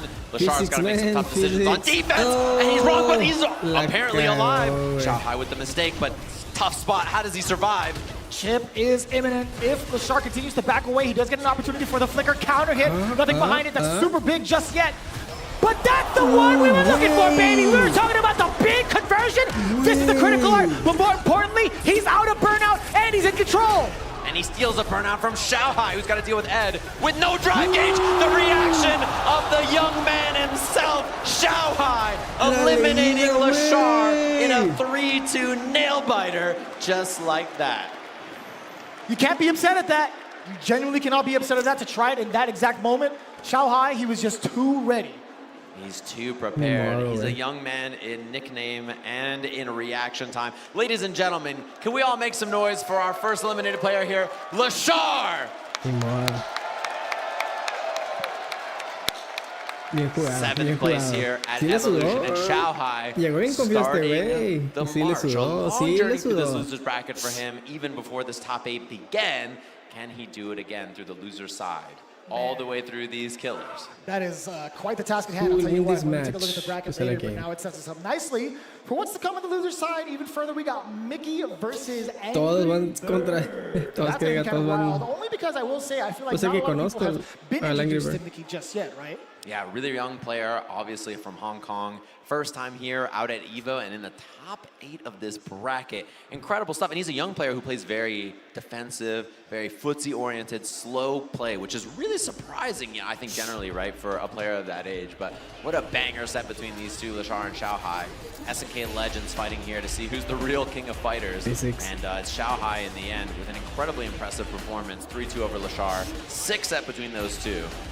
And you weren't kidding either. In regards to what you had prefaced it with, you were talking about the amount of control that Lashar was trying to look for, the reactionary play style, which is why he kind of picked Ed after the Mai hadn't worked out. Xiaohai's activity on offense was just too much to handle in the mirror match. But I guess the objective right now, or at least the objective at that point, Lashar wasn't able to get it fully through up until way later. So when you think about it, it's like, what would have happened if Ed was the initial pick? That's what you got, I guess, right? That's the thing in this combo all the way through. Lovely O sea, está mamón ese poder, pero la neta tienes que saber usarlo, no puedes nomás. It's cool to see even in these moments, you know, the clutch plays players like that, like Xiaohai is just dead if he's not right. Reaction time, excellent stuff, of course. So hopefully everybody enjoyed that. And we're ready for our others loser side of the bracket to see who's going to be our next eliminated player and narrow down that top 8 to the 6 players who will be in our top 6 of here at EVO. So again, if this is your first time seeing either of these players, we talked a little bit about Mick and his character choices, right? Cammy has been on the screen a handful of times on the stream as well. At least Mai also has been the choice for him, if I'm not mistaken, right? Yeah, I've seen a couple of characters from him, of course. We have our White Claw Zero Proof Path to Victory, how they made it here. And Mickey, the young man, beat a lot of really strong players here, as you can see earlier on. Took a loss to Shine right outside of pools, and Shine had that deep run. He was in winner side top 24, where he lost to Kakadu for the first time. Beats JP King, Smooth King, and then, or 2 Kings back-to-back. Adrian Riven, Challenger League of Legends player, 2200 MR Ken, very strong player. Damn. Hope, VX Bow, Taco, Shine in a revenge match, ending Walker, and then Tori Meshi, the GOAT Dawson. That is quite impressive. I did happen to catch that on day 1. I feel like between Mickey and Shine, that was actually very, very impressive to see the kind of stop that Shine had with that Kimberly. But let's move on over to Angry Bird just a little bit, right? This is insane. Man, shout out to Filipino Man in round 2. He took him down 2-0. Then Ugong right after 2-1. Tony Shuai 2-0. Punk. Actually. Beats him there, yeah. And then he had those matches, Moke, Yamaguchi, Momochi. 3 of Japan's finest, back to back to back. I'm still floored that we had that in the top 96 between Angry Bird and Punk. Yeah, 2 EVO champions fighting that early in the bracket. But there's something different about Angry Bird at EVO. You know, his results throughout the year, he says that this kind of a format where he just fights all day long and he has to qualify from out of pools to top 8, that second day of EVO, that's where he thrives. He's like, I play well in that day and I need to fight all day that day. If I've got that spark, that fire in me, I can do it. When it's split up over 3 days and top 24s in the 3rd day, it's harder for me here as we're jumping in to loser's side of the bracket here. Mickey and Angry Bird. Classics King. This is a young man on the right side of the screen, you know, born 2008, 2009. That is actually a wild statistic to hear, I'll tell you what. Yeah, one of those 2 years is my memory serving me correctly. Really, really young player. I remember hearing about him 2 years ago when CPT just started. Really strong player. And in the top 8 of an event like EVO up against the veteran, an EVO champion, who's found the light punch and light kick buttons on his controller. ¿En serio? Mapped out or not, he's still going to go into it, right? No macros for him, I'll tell you what. Mickey trying to come back from that onslaught of throws. And this is actually a great start. or a great rebuttal, I should say. Oh, the what a reaction! That was, oh no, the option select, you're right, actually. That makes a lot more sense. I was about to say, like, there's no way. There's absolutely no way that was real reaction. I mean, he's young enough to do it, though. Definitely can. Angry Bird, look at that. The way he plays, I'm always so impressed. He's such an aggressive player. He's so consistently confident in his own decisions. And that's one thing I really like about him. He doesn't take time. He's like, I know the correct thing as we see hooligan action. You get a couple of jabs on the way out as well. Angry Bird delaying the throw after the drive rush. Charged fireball to get himself in as well. Mickey not looking too bad though. I mean, he's kept his drive gauge pretty stable. A couple of parries on the way in. Yeah, I like that. Uppercut to track the demon right now. Flip him a little bit off the hooligan. Oh, he didn't put the level 3, which is what he was looking for. He woke up with the raging demon, and Mickey just throws him out of it. It was actually kind of wild because off of the initial spiral arrow, he was just 1 pixel away from getting that level 3. Wow, raw overhead and mid-range there from Angry Bird as well. Looking for that a couple of times so far. Yeah, just going for it once again. Trying to test the ranges out. Yeah, forward fear is definitely one of the better normals to kind of check from way further out. We do get the forward throw. Trying to beat an anti-air there as Angry Bird. He went for the early demon flip chop, and Mickey does not bite.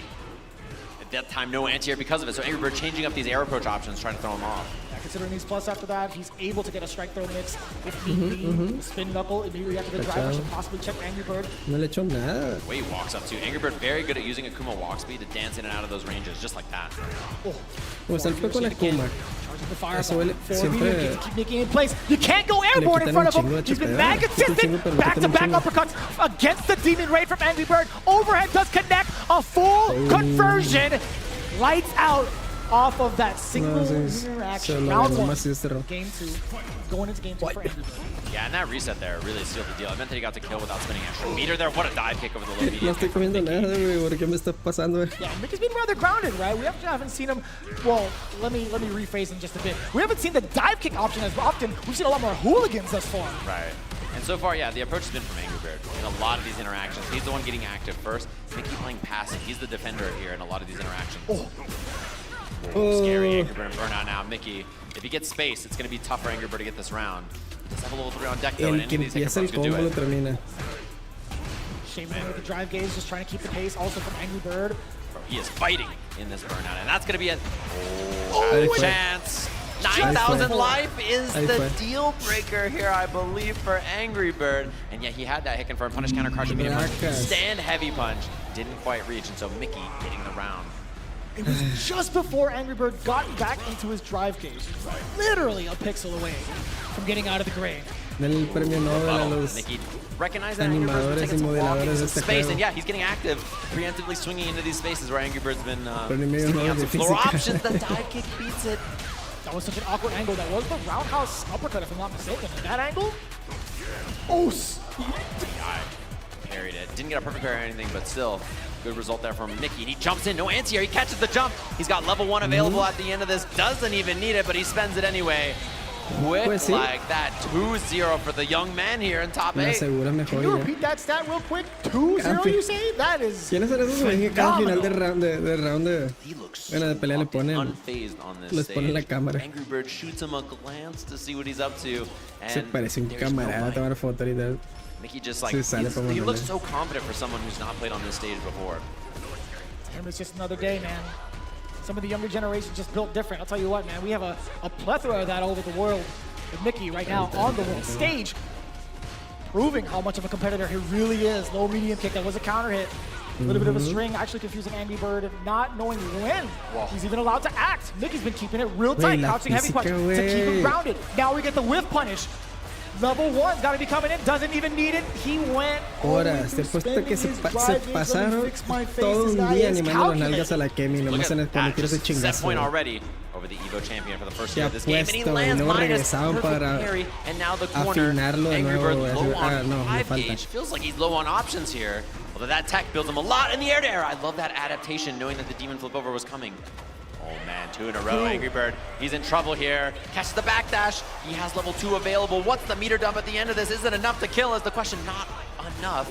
With that, Rowdy baits the throw, and Mickey, the clean perfect to 3-0. Our Evolution 2023 Street Fighter 6 champion, and it's another day in the office for someone not even old enough to work in one. This guy is locked the hell in. I will tell you what, that was such a smooth round. Everything went in Mickey's favor, especially towards that end, knowing full well he didn't need to dump out the meter. He knew he wouldn't have killed. Just played it nice and cool, waited for that punish counter. But I gotta say, man, still big fan of Angry Bird. I know you guys are as well.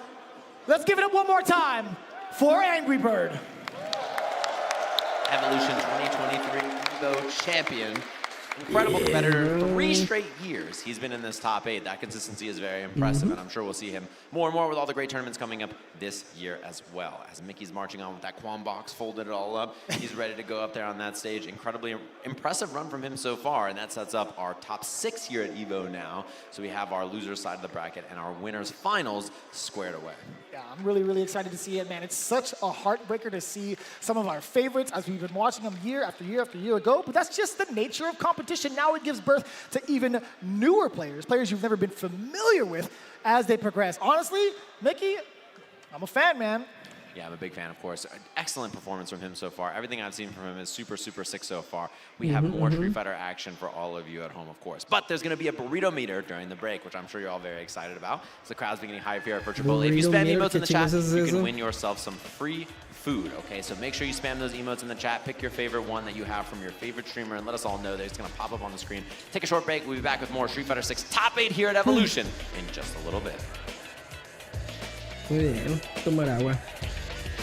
También me dieron manguitos. Look, who's hungry? We're going to Chipotle. I need people on the bus now. Go! Chipotle on the way. Let's get it. Deal. If you can guess how many beads I have, I'll commentate your Chipotle order. I'm guessing around 1,000. Now that's meaty. Of course you go with queso. That way your burrito will match your play style. You can tell he's been labbing that burrito technique. Now that's top tier. If you guys love Chipotle, make some noise! I won PlayStation's Road to EVO and went head-to-head with Arslan Ash. I won PlayStation Road to EVO and battle against Sonic Fox. I've never seen that in my life. To compete on PS5, choose your game, find PlayStation tournaments, and register. It's that easy. Sign up for PlayStation tournaments for opportunities to win unique prizes and much more. PlayStation. Well, Vaya is laughing right now. Look at Vaya laughing right now. Oh, he's doing a dance. What is he doing? Man, he's too ready, you know. Not today, man. Oh my God! Oh! 参加して、でその時また賞金額が上がって、いや気持ちは調子良かったですね。So it's much more than just playing. It's being a part of this community.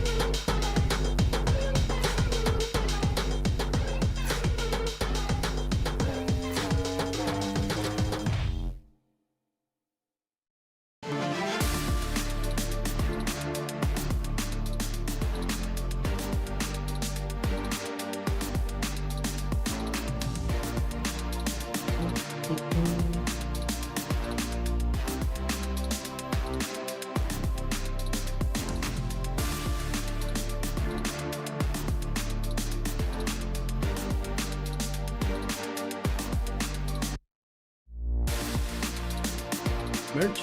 Ahí va a ser.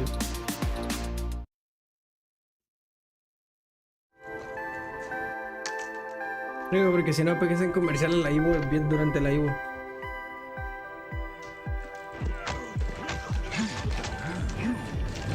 Está jugando Tekken de seguro, míralo.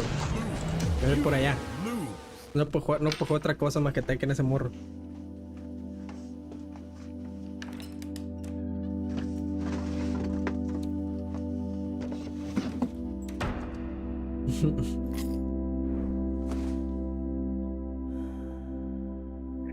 Me lo cambiaron. Arrive soon. However, they are arriving now. Production, where are we going?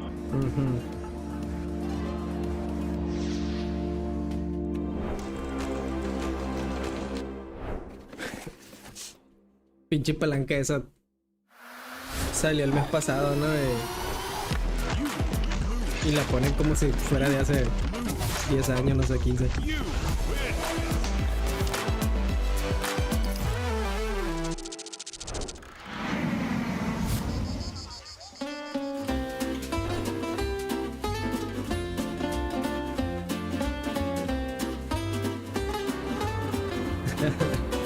Y le parten el culo en el primer macho, ya se va para atrás.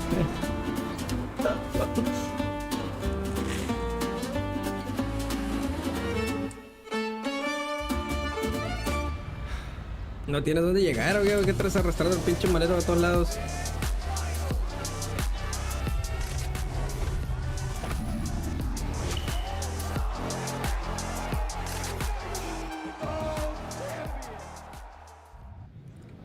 Welcome back, everybody, to Evolution 2025 here. We have a clash of titans in our winners finals. Kakadu versus Mena. That's going to be the match we're all waiting for here, of course. And we're going to tidy up with our loser side of the bracket in the meantime. Everybody getting real hype out there. I was actually kind of surprised. I was like, oh, damn. That's that cameraman, he might not be making it out of this building. Yeah. I mean, at this point, everybody's been super locked in for this top 8 for very good reason. It's been delivering so much above expectations, to be quite honest with you. But now it's going to be even more banger sets, even in the loser side, obviously. Phenom versus Xiaohai. Fudo versus Mickey? After what I just saw from Mickey, I don't even want to be within 10 feet of him if I'm playing on a console. Like, this is still not enough space from here to the main stage. This guy is ice cold. Yeah, that was a dangerous look on someone's face if I've ever seen one. Phenom versus Xiaohai. Curious to see how this one shakes out. Decorated fighting game players and extremely talented. They bring a lot to the table, which I'm excited to see here. And Fudo versus Mickey. Obviously, Fudo been on a hot streak, just lost to Kakadu, but I don't think the fire is out from him just yet up against Mickey, who's one of the most determined-looking players I've ever seen, and that was a dominant 3-0 performance we just saw. So we're going to jump into our loser side of the bracket before we get that clash between Kakadu and Mena, 3-time EVO champions amongst them. So that is a lot of decoration between the two of them. Now, coming up with Phenom and Xiaohai, there's a little bit of a slight overlap in regards to the strategies we were talking about between Xiaohai and Lashar, right? Phenom has been absolutely playing out of his mind, surely, but one of the things that got him to the success into the top 8 is his reactionary stat. It is above average, that is for damn sure.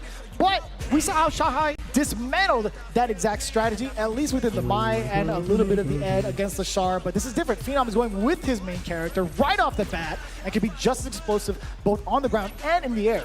Yeah, I think, to be honest, the natural characters that he plays are a little bit more comfortable with Phenom. He kind of gets jump scared by a Blanca from Mena out of nowhere. Right. This is much more of a traditional character. He's fought Mai a million times. He's going to be more in his wheelhouse. So see if that comfort works out for him here. As he takes a little bit more space, he tried to spin knuckle right through there.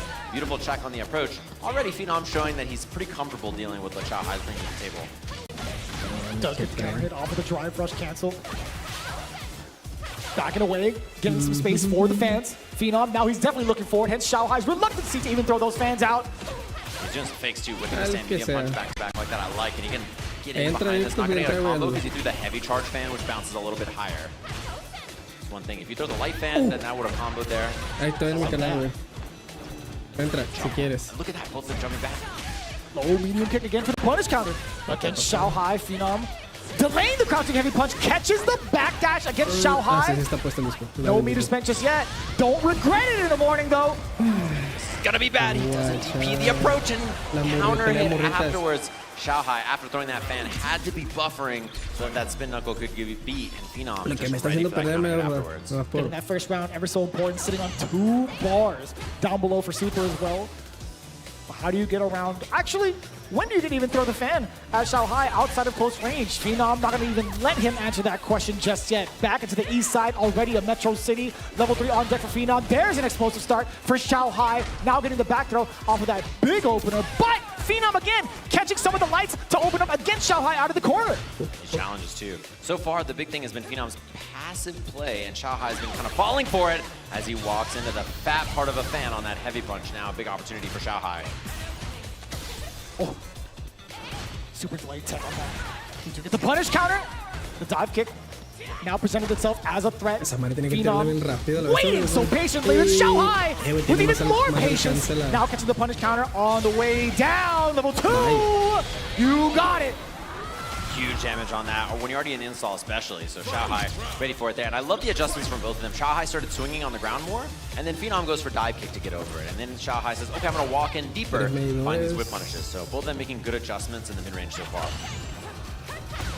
Xiaohai throwing more fireballs, and then once he establishes the fireballs, he can go for buttons, which is exactly what Phenom was ready for. And now if you're Xiaohai, you say, okay, I can throw more fans, I can be more aggro, you're gonna be sitting there waiting to whip punish.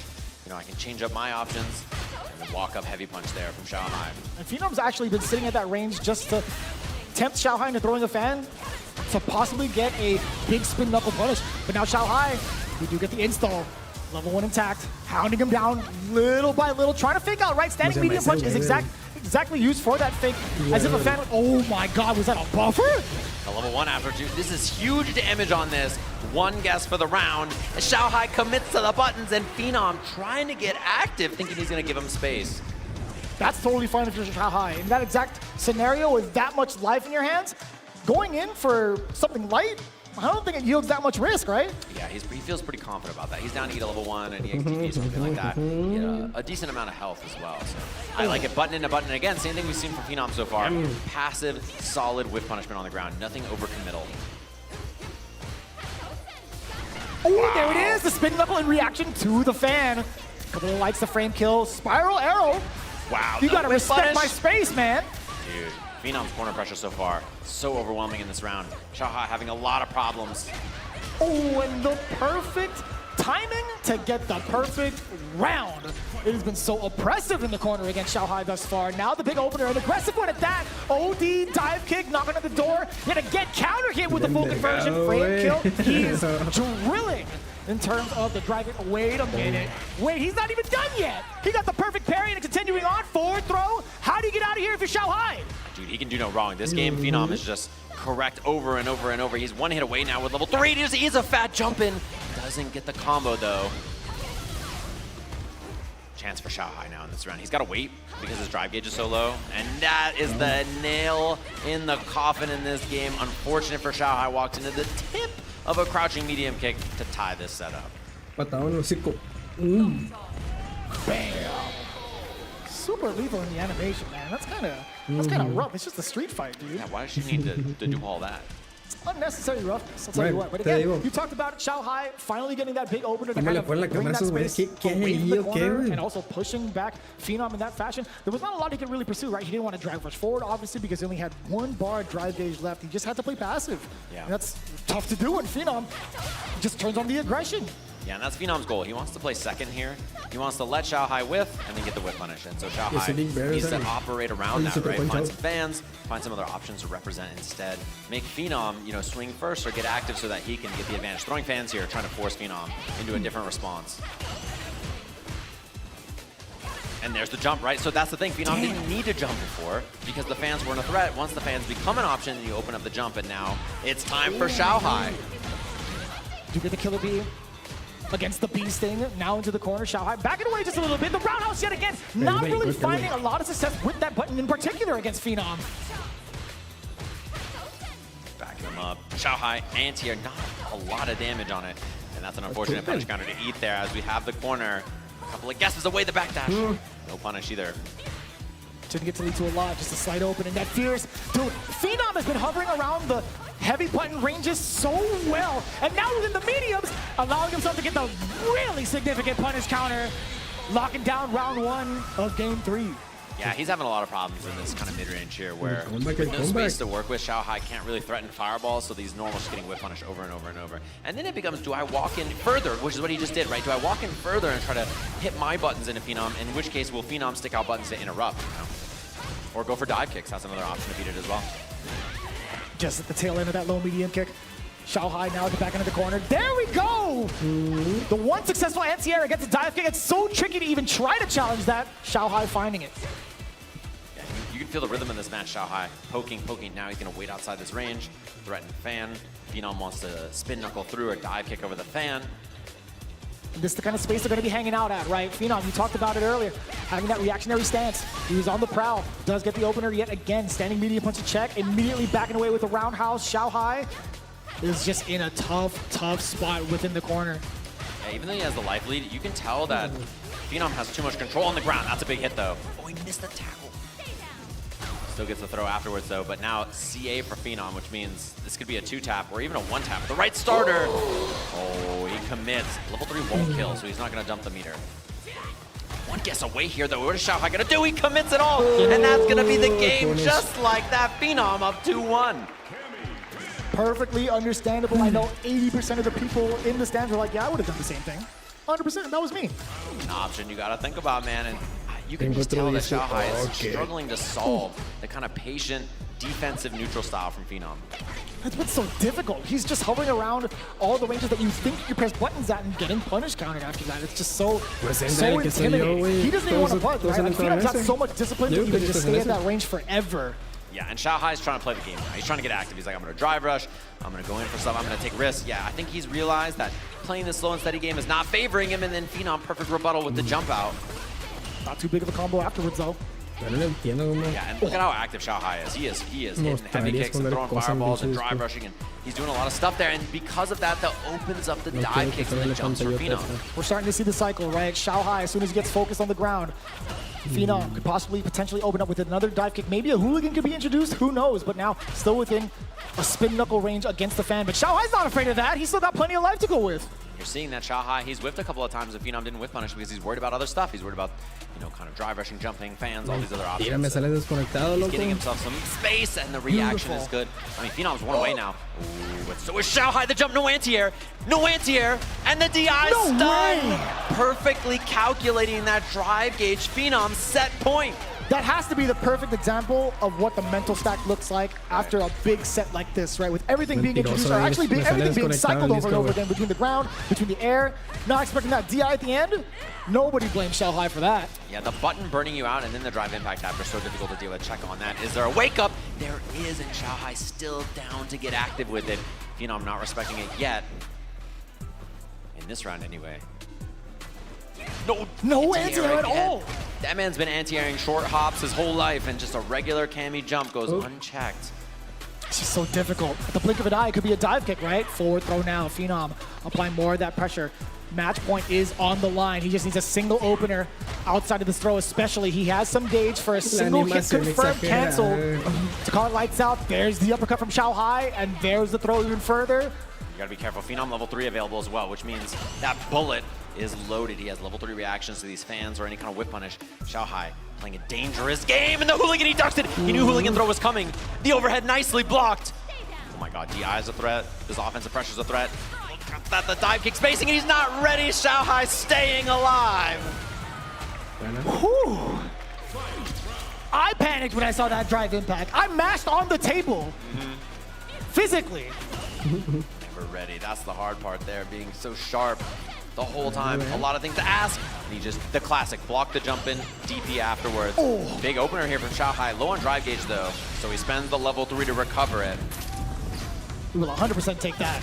That's a big deal though. It means no level 1s for fans, which is a pretty big factor. Phenom's going second with his meter here, which means he's gonna have drive gauge advantage. Uh-oh, Xiaohai low on drive gauge. You saw him trying to continue the pressure with the OD fans because of the lack of pressure from the, at least without a level 1. OD uppercut. Yeah, he's got to get active right now, otherwise the DI is going to whip, and that is exactly what Xiaohai was looking for. He knew as soon as he burnt out, I got to go right now and scramble, otherwise a checkmate can occur. I love the awareness to get a little wild, because he knows that if the game slows down, he can't win. He jumped over Phenom, jumped again. The jump reset happened off of the normal. Phenom thought he had the confirm. He thought he had the DI. Luckily enough, we get our final game between Xiaohai and Phenom, going right back into a Cammy versus Mike. This is it, ladies and gentlemen, for these two. We're gonna have to see how this one shakes out. Adjustments back and forth. Xiaohai, you know, he's played a fast game once or twice in his life. He knows how to turn on the aggression and overwhelm someone who wants to play a passive style. And the question for Phenom is, does he stick to that or does he turn up the heat himself, right? Is he down to get a little bit more aggressive and make things happen? It seems like he is. It's just so difficult. How much more aggressive can you be without Phenom moving around so much, right? You might be susceptible to a whiff punch. Phenom's going first now, and Xiaohai gets to play reactionary, which is favoring him. He's correct on the parries. He gets a lot of drive gauge back, but close to burnout in the corner. No anti-air DP. He gets the drive rush low or a throw. It's going to be the throw for Xiaohai. Phenom just looking mad dry when it comes to the drive gauge. Having to parry these fans, trying to be as perfect as possible. There's a big counter hit off of the stand jab. Wow, what a confirm on that active frame crouching heavy punch there. And now, chance for Phenom here. The jump. Oh! The throw tech to Xiaohai. Great positioning now. And he gets hit. Level 2's available. Double drive rush. Level 2 for the spin. Back of the knee's gonna get cracked here as he goes up in the set. Set point now for Phenom over Xiaohai. It's definitely not official chiropractic practice, I'll tell you what. I don't know where she learned that from. Interpol? Yeah, maybe not. Don't take down bad guys like that. A little early. When Xiaohai, no wake up. You see Phenom respecting it. It's been a lot of EXDP so far from Xiaohai. Mixing it up between the medium punch and the fans as well. Phenom still not ready to react just yet. It's too close to even react. Oh no, that's a big drop in punish. A lot of drive gauge gone from Xiaohai too. And now he's in the corner. He's throwing fans so much. Phenom with the jump because of it. And now last guess here for Xiaohai. One more. Medium punch to check. A handful of mediums, another throw. Don't get thrown again. He thought the exact same thing, and Phenom laid the trap perfectly. That is Phenom moving on into losers even further. Top 4 of the bracket just like that. Impressive adjustments from him. And I gotta say, the way he dealt with that was so difficult. One more time, ladies and gentlemen, can we make some noise for Xiaohai, our 5th place finisher here at Street Fighter 6 for Evolution. Multi-time EVO champion, legend, and one of the greatest fighting game players of all time here in this Street Fighter 6 top 8 with an incredible performance and finishing 5th after a pretty tense nail-biter there. And you were talking about legends, right? We still have legends in the making with our upcoming match, right? Fudo versus Mickey. We've talked about Fudo a handful of times not too long ago over at Blink Respawn with that impressive bout against Momochi, resetting the grand finals, taking it all the way through with both Ed and DJ. However, Mickey, he is on a hot streak right now. This man he is ice cold. Yeah, and it's impressive that he cleans up that 3-0 earlier that we saw. He's up against Fudo, who had that kind of match with Kakeru where he's trying to overwhelm him, trying to make something happen. Couldn't quite work. He's dealing with a similar playstyle here. A passive player. He's going to be the attacker in a lot of the instances here. I'm curious to see what character he picks as well. I mean, you could play Ed or DJ into this. I think either are perfectly fine matchups for him. So we'll have to see what Fudo opts to pick here as I see them setting up on the stage, both of them walking out right now. This is losers quarterfinals. Loser of this goes home to the 5th place winner. A chance in losers semis against Phenom. Genuine question for you. Looking at the current character roster from Mickey, I did get to talk about Angry Bird. We harped on this just a little bit. Mai is definitely on the table. We saw the cameo a little bit ago. Ryu is also in the pocket. Do you think any of the other 2 characters that we haven't seen just yet might come into play? I would expect Cammy first because he just looks so good on it. I'm not sure if there's something about the DJ matchup or something about the Ed matchup that would make him want to swap. But with how good his Cammy looked, I kind of expect that first. And it's the same thing with Fudo. I'm not sure whether he feels more confident on DJ or with Ed in this pick. So it's really just kind of dealer's choice for both of them. That's going to be kind of wild to see, honestly. It really, really depends on what the first opening gambit is, just based off of the character selection alone. That just tells you, man, there's a lot of diversity in the characters we had in the top 8. There's a lot going on in regards to the current meta. You're seeing a lot of the characters kind of mixing around in terms of results in these last couple of big Capcom Pro Tour events here at EVO 2025. They're getting themselves set up and ready to go. I'm so, so excited. If you're a Street Fighter fan right now, you have some really, really heavy hitters up on this stage. Mickey, for me personally, came out of nowhere, son. For me personally, man. I've only seen him like a handful of times just by name and name alone. Yeah, and that's how you know this game has found its mark, when you're seeing players who are incredibly young having success, and players like Fudo, right, who've been playing this genre for 20 years plus, right, who's still up here on this EVO stage, still performing, having success. And it's going to be cool to see both of them up here, a clash of these two styles. And I think a game and a community is good when you can foster both new talent, brand new, who are interested in playing this game, who've been playing, you know, for a while himself, but is young, and players who are legacy and familiar with the game. And both of those types of styles find success in one title, showing that you can play either way from any generation and find, you know, success and wins in a game like this. I would love to see, as Fudo's kids grow older, Street Fighter 10, Mickey in Grand Finals versus one of Fudo's kids. Fudo's kid just beating him up like, this old man's got nothing on me. La presión. Se le ve en la cara. No, you were talking about like the different ranges of ages, right? The different amount of players coming in from all over the world. Con razón, really no sabía. Pues que lo miro y dije, está bien morrillo ese güey. 20 años cuando mucho, 14, güey, no mames. And that's the cool thing to see about this too, right? We see the fist bump Es there. la primera vez que participa en characters available for both of them. I do see Ed versus Cammy. The crowd getting excited. The walkout, of course. Oh, they skipped it. I'm sorry. That's my bad. Come on, man. You know what? No tiene, parecen carnales. Damn, the booze immediately? No tiene ni edad para trabajar en la oficina. Ya valió mal, sí está el morrillo. Cammy versus Ed. And again, the big thing about Fudo's Ed, he plays this kind of range where he wants to flicker, that range, and then he does drive rush, light punch, right? So he uses drive rush and flicker together to make his neutral game really hard to solve. Wow. Una semana, güey, te cuesta, güey, animando el trasero nomás se le quede, güey. What a bait. That is the specific bait that Ed can do if he does drive rush, heavy punch, into charge flicker and back kill rushes, it auto baits DI just like that. So it's a setup you see a lot of Ed players do. Double drive rush into the kill here. Level 1 for the spin. He says, loser. And he gets the kill. Yeah, that's how he feels? He's rude. Foreground, background, punches you out. That's a perfect. He definitely doesn't pay for public transit in Metro City, I'll tell you what. Oh, yeah. I saw the trailer. That guy hopped the fence.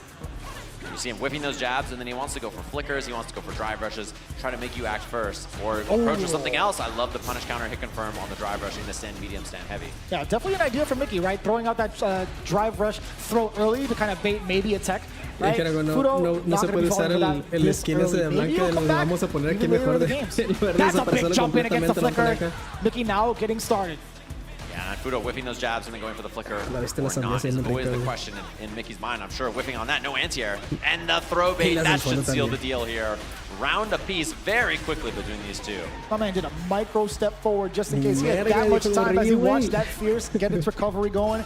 Standing medium punch to seal it all. Damn, what a call out against the drive rush. So close. Kill rushes in, and the jab hits. Doesn't get a combo off it, but still, very good position here for Fudo. Mickey's getting active on defense. He's trying to jump back out of these throws and stuff. And the hit confirmed, that should be the kill. Easy peasy. Fudo not even drive rushing. Just ending it nice and early so we can see the speed bag and hear that squeaky shoe on this level 3. Back-to-back perfects. Una morra así. That is, I definitely did. Fudo shot him the look like, what up, little man? You ready for that? I've been doing this a long time. Yeah, güey. Welcome to the real world, son. He's like, I won EVO 2 years after you were born. That is the fastest mind swap I've ever seen. I didn't even see character select. Venía bien prendidísimo. Yo creo que güey sí lo ponen en seco. The crowd is upsetting spaghetti, I'll tell you what. They just skipped it like right off the bat. They go, Mickey is trying to get this run going with mine. When he had the hit, didn't believe in it there. Fudo, I think so far, his style has been tough to deal with for Mickey, and I tend to think that his Ed style is really, really unique. He's the most active, most aggressive Ed that I see most of the time. That's a fun mentira. A little bit rough on the execution side. Fudo making a little bit of a mishap. Now he's paying for it in full. Mickey also just standing there with the parry. Tried to get a drive rush, didn't get it out. La que sale en el final de Street Fighter 2. Fudo losing a lot of space there. Drive rush, jab, trade combo. He gets the knockdown off this and the pressure. Kill rush forward, does get the throw. Set up with the spark and the fireball. Back to back to back. Mickey, kind of intimidating, right? Not a lot of time to even try to open up. There's the OD fan, had to do it. And the overhead connects. You know what? The time being, Fudo was definitely complacent with Mickey trying to waste some of that meter, right? He was forced either to try to parry, perfect, etc. But as soon as that OD fan came out, I felt like he would have been like, okay, I'll get this opening, put you into burnout, etc. It would have been just fine. But Mickey now getting to level 1. One hit confirm as well for Mickey into the EX rim move. Very nice stuff there. And a bait. It's going to be a big one. Doesn't go for any kind of level 2 combo, just level 1 corner push, strips the drive gauge. efficient combo choice too. He gets a lot of drive gauge back by spinning that. Oh, just out of range and he DPs right through. Damn. Well, Fudo's got to win now or he's going to be burnt. That is a very big backdash to start from Mickey. Kaguru no Might. Forces burnout. Yeah, and Fudo's in trouble. The combo off this. If he builds level 2, he can kill. He does not spend anything there, but the counter hit confirmed. Ties the setup just like that. I was so hoping he gave him the look back. I was really hoping he's like, yeah, I'm about that. Another swap. 4 characters already in this set if he locks in this DJ. It's got to be, right? My man feels the rhythm. He sure does. Making sure the buttons are right, and I think he's going to be locking in DJ here. For the swap, a little bit more control, perhaps. Heavy fireball, blow through stuff, a little bit more mobility as well, and he can get a little bit more active with his faster up close buttons. Skipping it again. You heard him. They definitely but one thing to note, I think, one very shallow observation. Damn, wait a minute, let me hold my breath. That drive impact right out the gate from Mickey. Now the forward throw. DJ a lot more dangerous upon wake up as well. He does have access to a true reversal, unlike Ed. Yeah, he's a little slow, so you can beat it a lot of times. It's tough to get out of a lot of situations. Big fireballs. Fudo active here. Sweep, sway, and no bite from Mickey. Playing passive on that. Whoa. Perfect parry into the roundhouse. Ever slight delay on the crouch medium. Damn! Always ready for the drive rush. Mickey now applying that pressure. Back roundhouse for the meaty. Back-to-back low medium punches because he got the counter in. Nice and easy link. Off to a phenomenal start here in game 3. It's looking a lot like that Kakadu set, right? Fudo fighting a patient opponent, swapping to DJ, not having a lot of the openings go his way so far. And again, Mickey gonna dump the level 1. Now has the enhanced fans to blow through DJ's fireballs as well. Let's see what we can do off of this back throw. Drive rush forward. Keep control with some of the heavier normals that he has in his kick. Medium kick, very, very far away. Damn, yo, bring it back down with the air target combo. But no, Mickey gets the back throw and the overhead. Checking the drive rush immediately yet again with the fierce. And level 2 available here after the double Ryambu as well. That's huge damage, and that's the kill. Second game, Mickey, just like that. ¿Qué va a hacer, güey? No te puedes pegar con And the rematch, va a no regresar, thoughts from Fudo, no breaks. Just immediately sends it right back in. Yo, Mickey was giving him the side eye, son. He was looking mean. I love seeing that counter hit, the crouching heavy punch linked into the jackknife. So much carry, decent amount of damage. We do get the uppercut now from the side of Mickey. Right in there, he's gonna get the juggle into the machine gun upper. Let's see what's gonna be left here. Throw, 1 hit away now if he baits something, which he does, and that's a round for Fudo very quickly here. Well, 2 heavies going into standing light kick and the soul box. Just mad damage. Fudo finding his rebuttal, finding his momentum, checking the movement against Mickey and the punch as well. Back-to-back counters against the young man. And speaking of, he's not afraid to still shoot. He's got the stand jab. Kaguru no Mai does get the install. Walking up, creeping just ever so slightly.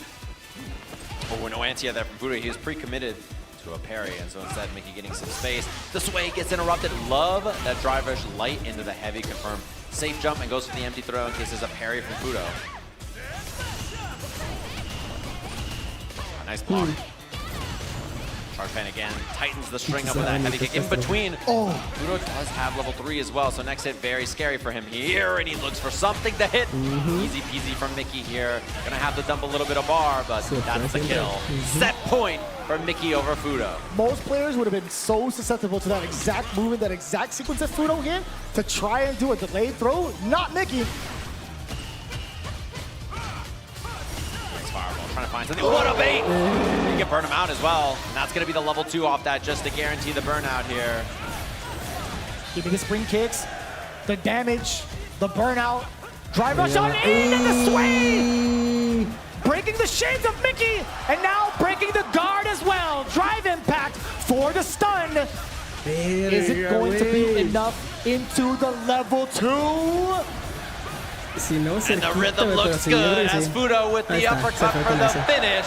Beautiful stuff. Love the setup at the end where he knows the level 1's not on deck yet. Guaranteed stun into the corner. Fudo loved the throw bait first as well. Just really methodical. Perfect meter build with the target combo. Everything correct. Nice and tidy as he ties the setup and the hands are getting warm. It's the question of whether we see the Kami pick now from Mickey or not, or he sticks it out with mine. ¿Cómo, güey? ¿De dónde, güey? Hay raza que tiene más tiempo jugando esta madre, Everybody güey. under 18's got a Ryu. De lo que tiene este morro, güey. I'll take that laugh as a yes, yeah. That sounds about right. Every day it's like a new person from another place has a Ryu and they're in top 8. You're like, yep. That's the GOAT right there. As he locks in the mine. Nació para jugar esta onda, entonces morrillo, o sea. Got bad news, they're skipping it. You tried to save the crowd from hard Got crit. bad news. They were just much faster, that's all. They're just trying to game it. Oh, he couldn't get away with the sway. He tried to go in for a late sway, but didn't work out. And that's a huge bait. Medium kick, punish counter into the heavy punch. He'll do it again. Oh, you know, he's done it before. He's taken those big risks back to back just to seal the momentum away, but Fudo still, either way, out of that momentum away from Mickey, actually reducing the momentum from Mickey. Oh, he's getting active. Trying to bait a throw, does not find it. The counter hit timing looks good. Timing from Mickey. Threading the needle yet again for back-to-back counter hits into the link, into a successful match point scenario. Oh, and the sway, he's ready for it. Beautiful call out from Mickey. Gonna spend the level 1. Fudo down on drive gauge now, 2. Scary spot, those charge fans. The counter hit confirm into the DP. Fudo a couple of guesses away now.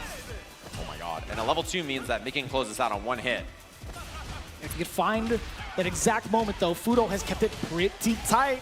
All starting things off with that standing medium punch from up close, dash up twice. You saw counter on the screen. Mickey trying to press a button against that throw. Siempre le tira a agarrar los Big besos. fireball gets the throw. No DPOS there from Mickey. And the throw tech means he has full drive gauge. He reacted to the overhead. He thought it was a fireball, I'm pretty sure, and that still works. And he's gonna do the drive rush extension. It's not that he doesn't have the rhythm, it's that he's got the sauce. Fudo tying us up. Final game, final round between these two. EX fireball to match. Checking this way still within range. That's so dangerous, man. The confidence. Mickey definitely knew it. OD jackknife. Talking about dangerous. Pretty risky. Now getting the sweep. Como si no tiene nada que low on drive gauge now. And the fireball feint. Fudo gonna get the burnout here with the level 2. Huge turnaround. He takes the corner off of it as well. Mickey in a bad spot. Aguas. It's looking rough. And he baits it. No, the jab. It was a jab and he recovers in time, but now he's got no meter. So Fudo a drive impact. Scary. Anti-air slide didn't work. Fudo low now. He's going to be out of burnout. And Fudo's going to be in trouble here. Down drive gauge. That EX fireball is so threatening. What a bait. And he finds the low. Mickey with the kill, sending Fudo home. Just like that, the young man slaying EVO champions back to back. The run of a lifetime. Absolutely unprecedented. Mickey is on fire. And once again, ladies and gentlemen, can everybody here in EVO Las Vegas make some noise for Fudo? One of my favorite players in the world. A blast to watch him game as he goes down to this talented player on the stage who's now in top 4 of Evolution, his first time here. I'm about to burst on my head, bro. That is actually insane to watch, insane to even comprehend. Mickey coming out from almost nowhere, at least for a lot of the North American fans out there. Get well acquainted. This kid is going to be a legend, if not already. And just like that, there's down to 4. Over 4,000 people entered in this bracket, many of them behind us in this crowd. 4 players left. Winner's side of the bracket, we have an incredible clash of titans between Kakadu and Mena, and then in loser's side, Phenom and Mickey. Damn, it's going by so quickly. That's just how exciting all the matches have been. I can't even think about what's coming up next. It's going to be some good matches so far. Of course, when we come back from this break, there's going to be winners finals of Evolution, of course. Got that chance to get those emotes in there, to get your burrito meter filled, and we'll catch you gamers. Pero lo de ir según me dice acá en el grupo que para entrar al Discord, que lo está viendo y la madre. New Chipotle Honey Chicken brings a hint of pure honey and seared smoked peppers with fresh chicken hot off the grill for Chipotle heat with a touch of sweet and a perfectly balanced sauce. Chipotle Honey Chicken takes heat and sweet to a whole new level.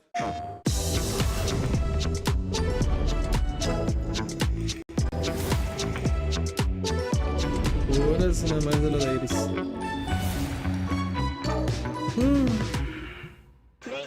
Y por PlayStation. Speedo.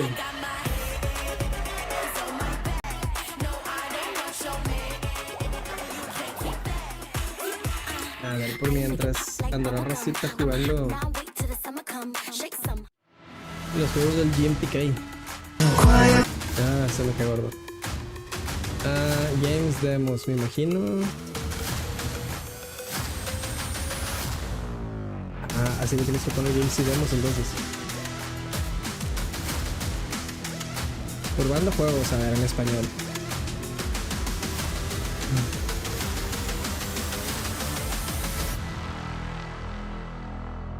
We knew pretty early on ¿Qué that horas? the game was fun to play. Voy a abrir una otra ventana para que no se me pase nada.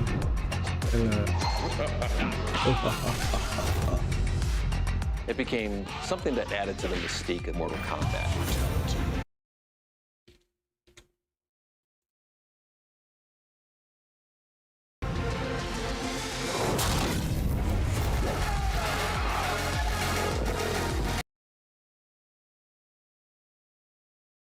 A ver. ¿Qué? Empezando un comercial, güey.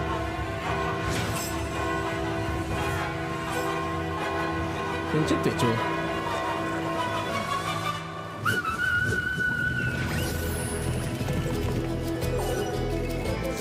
Bueno, estos pinches pestañas no Es necesito. así como Hace comienza rato la sí, güey. leyenda de una charra destinada a convertirse en heroína. ¿Qué es esa madre sobre una mesa?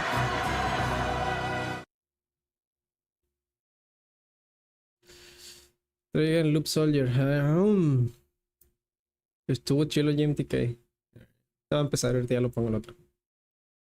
¿Y qué? ¿Estás jugando? ¿Estás hablando? ¿Qué estás haciendo?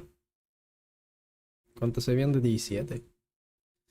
También quiero hacer stream de esa madre. Estuve bien botana, güey. Toda la raza anda haciendo juegos y la chingada. Y se les está acabando el tiempo. ¿Se entiende? I really love the pixel art and like how you Se les estaba love acabando el the tiempo look. cagadísimos ya, güey. El papá dice que ya lo envió. Y avisaron que como Bueno. estaban bien jodidos los da mucha servidores, risa que nosotros hablemos. le ¿Cierra dieron acá? una hora más y les pego en el chat de esa madre. Y muestro de nuevo. Oh, pero- No mames, Sherman. Ahora viene nuestro juego, ¿no? Sí, Lo si es salió, mentira, estás permabaneado y la y ya vieron bien ahí de que Simon se le subieron una hora más al. ¡Let's go! Papaya. Bien. Papaya. En your Discord. In my Akari. Ok, Akari is for... Mm. Fan art. So much to play. Les está pasando la raza sus propios jueguitos. Bueno, ya están poniendo los brackets, ya va a empezar ahorita. Yeah, here. Regresamos. A ver, sonido chingado. Winners finals. This has been, by the way, an Evolution final before when Mena won his very first EVO Japan. It was Blanca versus JP against Kakadu. And now you see them coming up to the stage here. The perfect Perry Prince himself, Kakadu, strutting to the stage to have his face-off against Mena RD, the two-time Evolution Japan back-to-back champion. Ese vato parece un cholazo. This guy's been farming aura since he's come onto the stage. I'll tell you what, in his previous career with Street Fighter V, he had made a huge splash. Wait a minute. Wait a minute. ¿Qué está pasando? He's getting ready. He's already in place. Menardi's not even on the stage yet, and he's already aura farming. Are you kidding me? He is waiting for him to walk out, of course. And you need a worthy challenger. And he's on the stage, Mena RD, here in North America. He's not even looking in this direction. He's not even acknowledging the fact that he's waiting for him on the stage. He's getting ready! That's what I'm talking about! Sí. Two of the most bad men on the planet in Street Fighter 6. And Kakadu says, you want to beat me in Japan? I'll come to North America and do the job myself. This is going to be absolutely insane. Our winners finals. And I'm sure we're going to see the match of JP up against Blanca, the very fate for Kakadu, where that amnesia got baited, and he got the job done there as we see these two staring each other down, not only in real life, but in the game very quickly here for our Street Fighter 6 winners finals here at EVO. This is going to be the ultimate challenge for these two competitors. I'll tell you what, man. Again, a lot of history we kind of preface it with. a lot of effort and practice when it comes to learning these matchups. Blanca versus JP, but it really depends on who's got the most heart, right? You can talk about character matchups on paper all day. Ese es todo el pedo que tengo yo ahí. It comes down to making the proper reads, which you feel is right. Both of these players are very much so capable of that. We'll see how it goes. Cracking open a cold one. Ready to throw down on the stage. Está en mi casa y la verga. He looks so serious, though. My man was shadow boxing out in the EVO lobby. Bro, I saw him fighting ghosts. He's ready. He's training for Kakadu. Those are the ghosts he's swinging on. All the fake ones, all the real ones. He's ready. My man was doing a little speed bag prep as well. He's been prepping since at least noon today. I saw him come down ready to play. So I know he's been sharp looking for this all the time. And an EVO win. He has such a decorated history with this game, right? But an EVO win here in Vegas would be a big one for him. Just seeing these two. Oh, I definitely heard Kaba. Yeah. I definitely heard Kaba. I learned scratch in Spanish because of that. What? Yeah, he said it, and I don't remember it now, but I learned it when we were at EVO Japan because I was like, what is that word he's saying? And Yipe said, oh, that's scratching. I see. I actually got to know. I mean, we're pretty torn in regards to like who we think is going to win.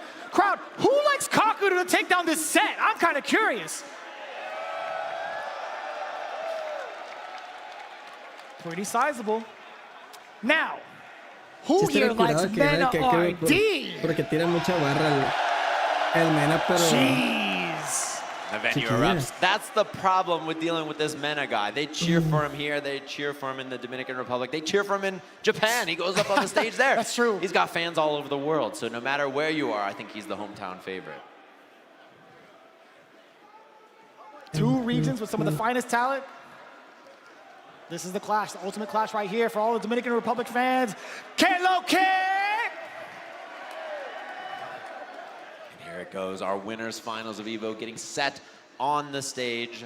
Mena versus Kakadu, a repeat of an EVO finals we've had before. And we're gonna see how this starts off. I expect the character picks to not be surprising. The big question is, how does Mena make his way in? How does he make it happen? Because he's dealing with a pretty devious foe who's capable of stuffing every approach. Here we go, guys. Winners finals here at EVO. Trying to look for the right space here to even try to press the button. Then RD swinging first with that roundhouse down punch counter with that medium punch against partiéndose la verga que no entiendo. The pinche Saruman tirando magia. Bro, he's fighting those ghosts. I saw that gif on Twitter. He's fighting those ghosts. He's ready for it. Oh, the up ball immediately as it should be. Overhead, whip on the overhead, whip on the parry. That is beautifully done from NRD, capitalizing on that exact mistake. Mena just plays it slow despite the lead.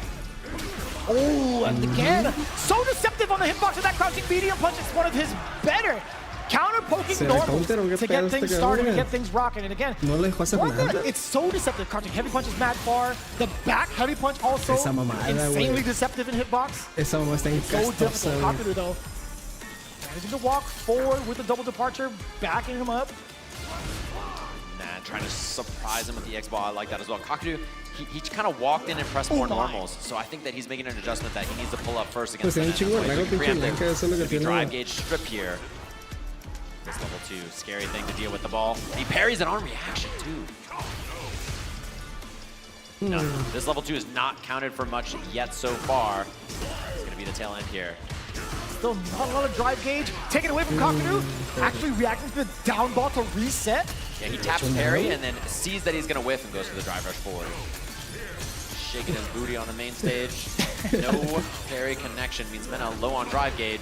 And the punish counter. Continuing on with the spike portal. That's $1 million combo if I've ever seen one. This Kakadu guy is really proficient. That hit confirm had no business killing from that much life.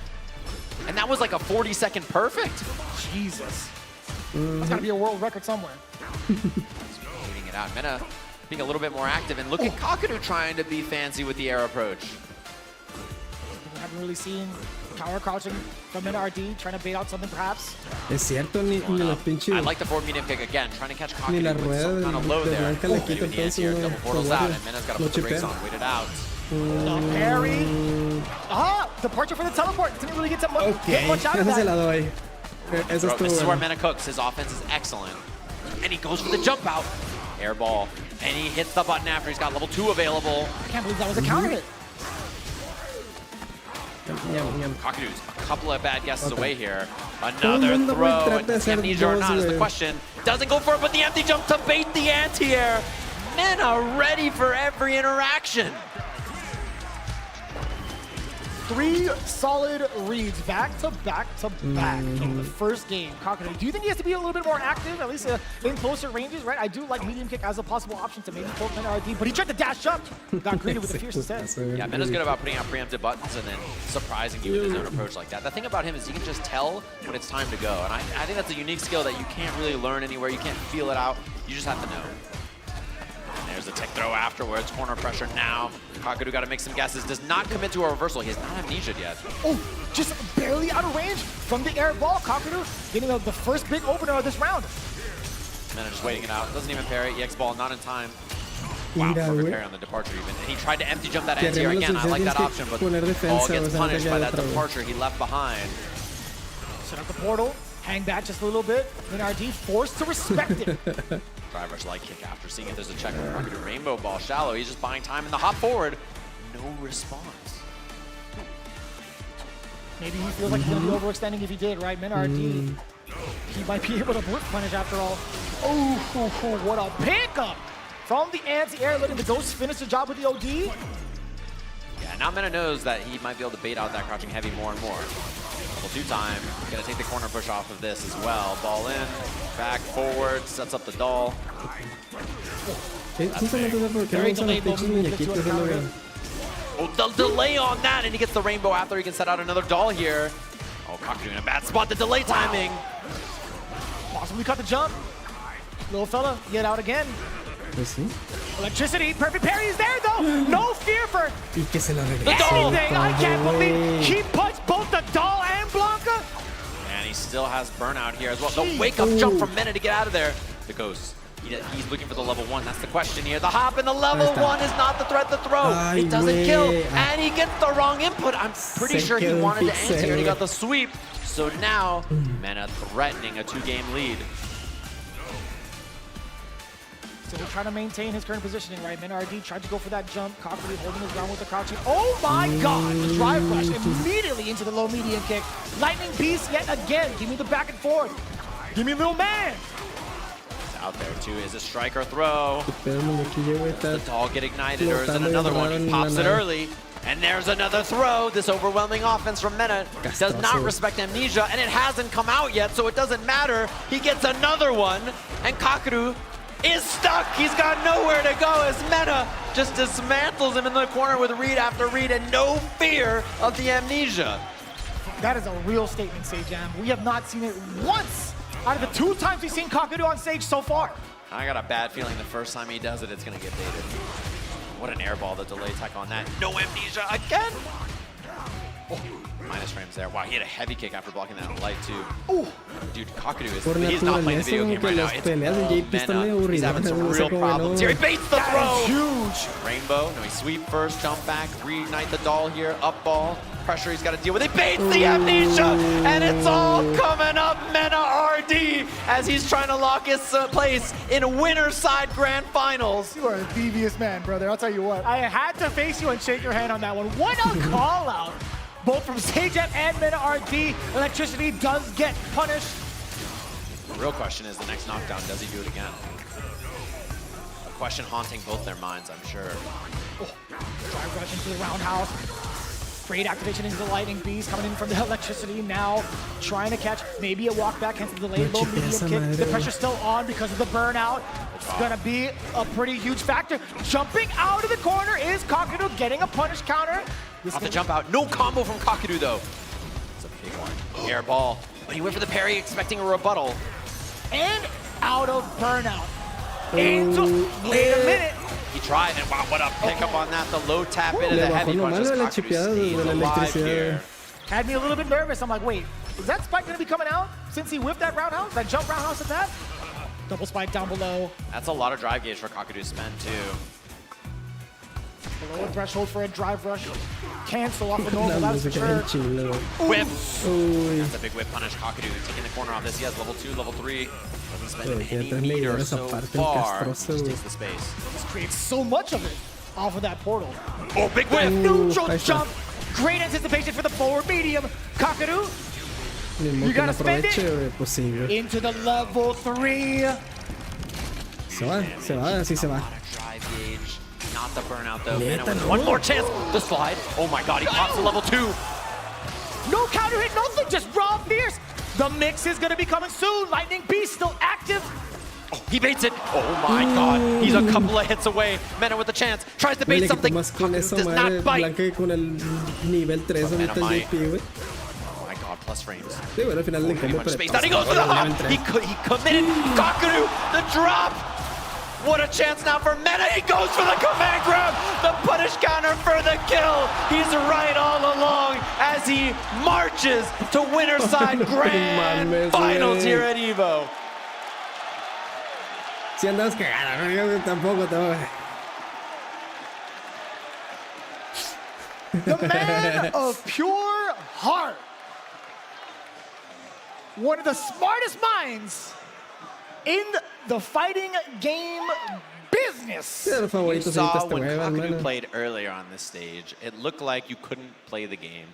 And he fights Mena, and he can do no right. He's just struggling to make any part of the screen look like it's his. And instead, Mena just marching him down, all kinds of offense, overwhelming, and there's just so little chance for him to play the normal kind of JP game we see him establish against world-class players all the time. Absolutely insane, too. Just the ranges he was at, just the very last second, I still couldn't even wrap my mind about it. I genuinely almost threw the headset. I grabbed the headset, I'm like, he was 1 out of range. 2, he got the command grab. Like, who even anticipates that? Yeah, and the lack of amnesia, right? He just didn't go for it the whole time. And that mind game, that one thing you got to worry about the whole time, the first time he goes for it, it gets baited. It's a heartbreaker, and it sends KoF down to loser's bracket. He's going to be fighting the winner of 2 hungry players down in our loser semis. Phenom, who had that loss earlier to Mena as well, and Mickey, who's just defeating EVO champions back to back to put himself in top 4 of Evolution. I can't believe it, right? So many different ways to get such an established storyline, right? Phenom, we haven't really been able to see him get into a very, very, I want to say like high-placing event just yet outside of the World Warrior Series. Mickey coming up in his very, very first offline event, it being EVO as well, just within top 4. Then they have to face off against KoF?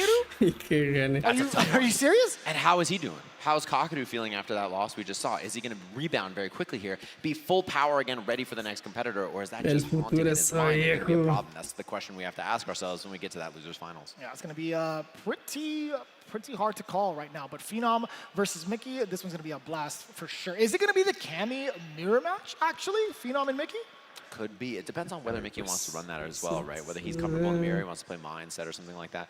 And the thing we have to wonder, too, is who's going to be the aggressor? They've been so passive so far, both of them, right? Not being very committal, so it could just be a standoff between the two or one of them. As aggressive as both of those characters are, we've seen that exact play style throughout the entirety of our top 8 from both of them thus far. So we'll see. I want to honestly say that if Phenom, being the current veteran that he is, right, he's got a little bit more mileage around the world in terms of the competition, but I wonder if he truly will be the aggressor. But we have a little bit of time to kind of consider that, right?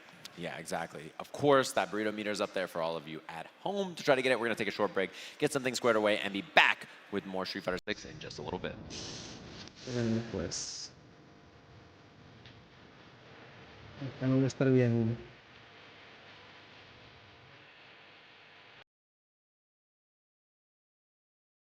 Half size X plus player position in radians. So that should give me the midpoint. Estará siguiendo con su juego del game jam, mi compadre.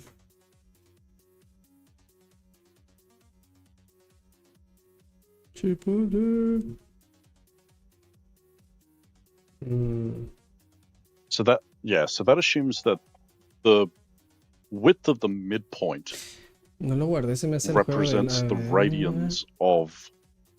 Okay, sí. Pero lo voy a meter a la lista para jugarlo. Let me think about this. So. Submit. Holy shit, you're white. No, le dio una buena idea. No le cansé implementar. It's like flashbang every time I open a light mode app. Lo mismo está pensando blanco.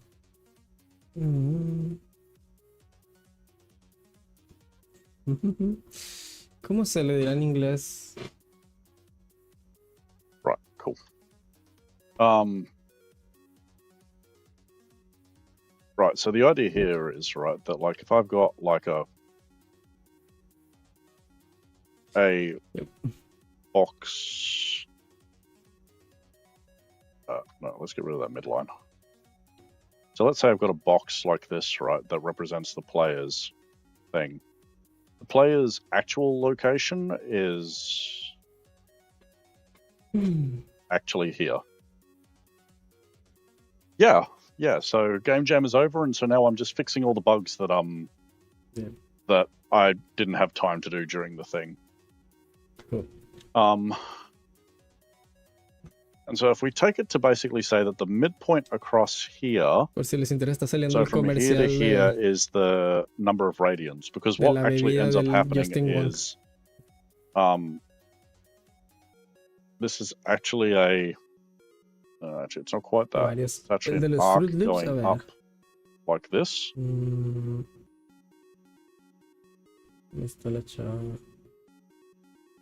I think this is why the physics collisions are a little bit off.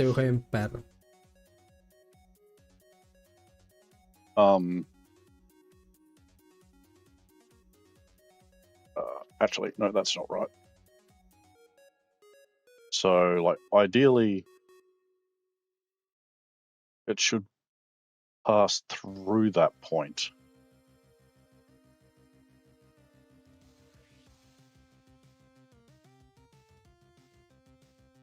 Está saliendo muchos. Something like that.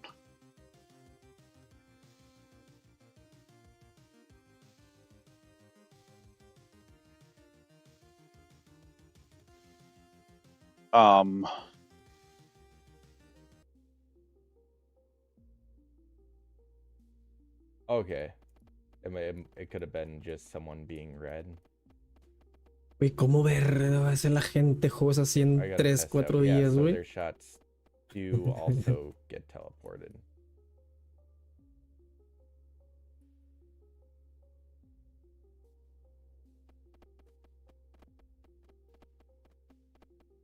Oh, tripping. Oh yeah, so I can't fire past that. That's a mechanic I have to get used to. I actually have to be close to people.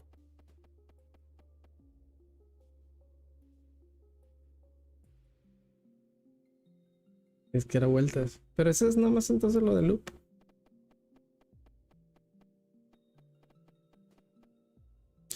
Esa es la mecánica. Que las balas se lupean. Tiene que hacer que como del escudo las cubre. Tiene que disparar para atrás para que le pegue por el loop. No puede atinarle si es en diagonal, güey. Tiene que salir recta. Ay, ya está empezando esta wea. Wave end. Para acá. This Mena waiting for whoever manages to get through. All of these great players left for this tournament. The crowd gets hype here for Mickey, the young man. Claro. From across the world, his first EVO stage, and after seeing this play, probably not his last. And the first smile we've seen on him on stream, genuinely. Yeah, the Mickey chat? That's actually kind of wild, too. Oh, que la raza. You love to hear it here, of course. And Phenom's like, man, why am I the guy stuck against this young kid who's so good? Everybody's cheering for him. To be fair, Phenom was definitely one of the young bucks doing the same exact thing back in Street Fighter V. That's true. And despite his consistent results and performances and stuff, he's not a player you hear talked about so much because he just hides in the snow back home. Just sits there. To be fair, I don't think he has a choice, man. Yeah, that's true. He just sits back at home, chilling, vibing, qualifying for Capcom Cup every single year. Very consistent player. So we got our losers semis here at EVO. And I'm curious to see, is it going to be Kenny Mir? Are we going to see a Mai on the side of Mickey? Is there going to be another character as well? He's bringing out the box. Look at Phenom's face. He's like, what's all that for, bro? I'm not looking. I'm not looking. He's like, I don't even know what you're doing. Unpacking his school lunch. Mamonazo, verga.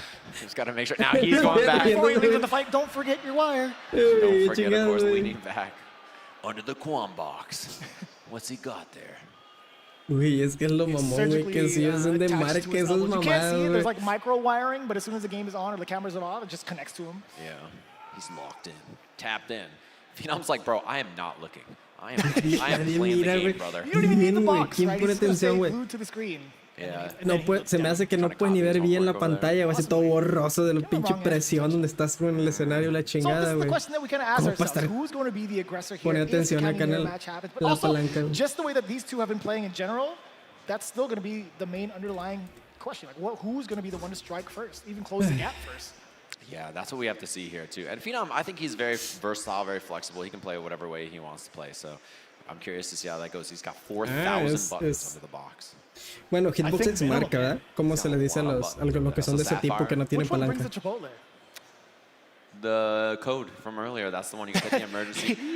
He input it into the stick? Yeah. I wouldn't doubt it. Well, this stage is real pretty, I can't lie. We are getting ourselves Bro, ready. that look, why is he giving him that look? Why is he at that angle? He's so far away. That's like the perfect angle to look down at Phenom, man. Yeah. Hey, where's Phenom's box? Yo, Phenom needs a box ASAP. Where's the Metal Gear Solid box? I need that real quick. Oh. The choice is there. So there was a little bit of a tease too. So Mickey was actually looking over and smiling at Phenom. He looked back at him because of the fact that Mai was the first selection from Phenom's side. Yeah. Is it a blind pick? Are we getting that on the stage here? Oh, we definitely will. It might be. Are they fighting for the color? Is that the other question? Blue versus pink? Who gets the main character color? You know the minute that Costume 4 gets unlocked, no Cammy player will pick any other outfit. That's for sure. I think that's true. I think that's true. Listen, when it los does de come traje out, de claim baño your ahora son los color que van a first. salir. That's a real Son thing in the perros FGC. estos, That's a bro. real thing in fighting games. You have to claim your Tienen color que first. usarlo, If you güey. ever go into like a Cuando mirror match, salgan somebody's like, tienen no, que that's my color. It's usarlo, like, güey. fight me for it. Bro, those Costume nada que 4s los were prohíben, cheeked güey. up. I'm talking about Luke and Jamie. It was wild. No le gusta el pinche Get into our mirror match match, here. güey. Loser semis of Evolution. And again, two very patient players, very passive. Curious to see who's down to be the aggressor, who's going to wait it out.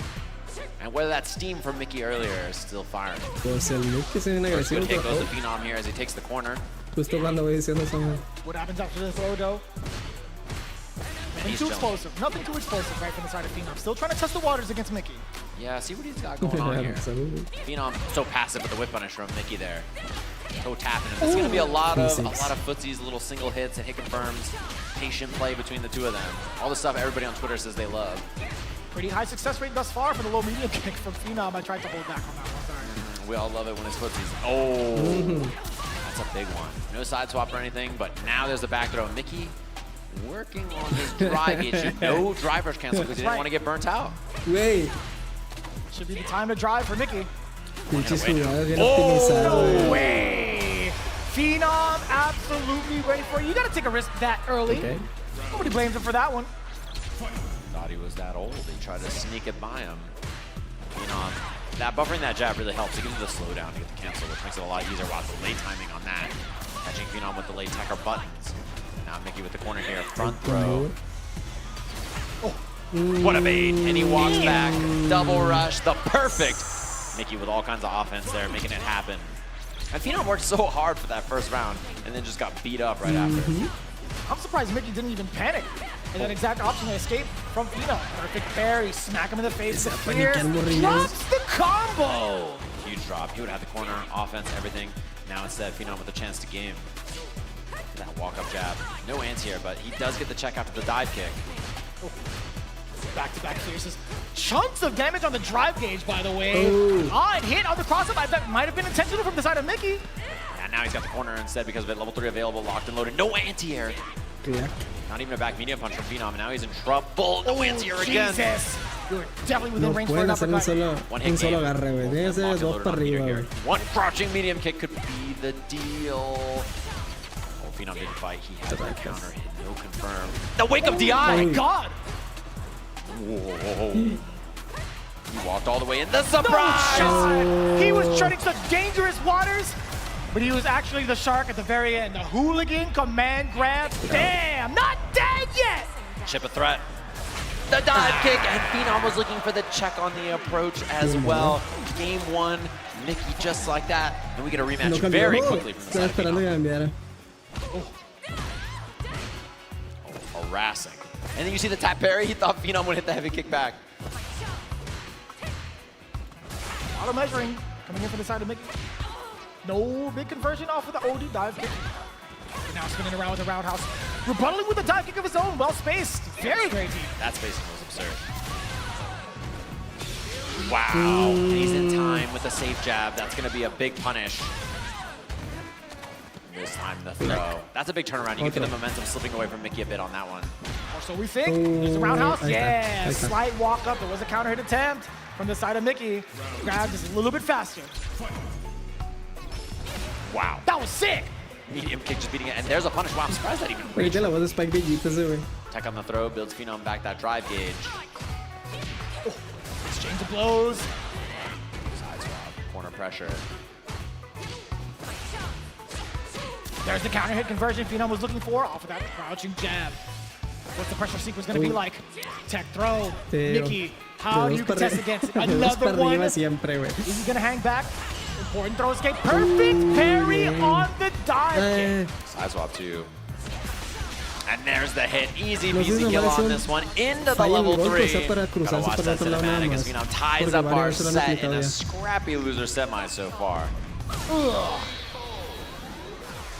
It's so difficult to even try to gauge what the other person is going to go for, right? Mickey setting the precedence with a lot of medium kicks in that particular game. Roundhouse as well.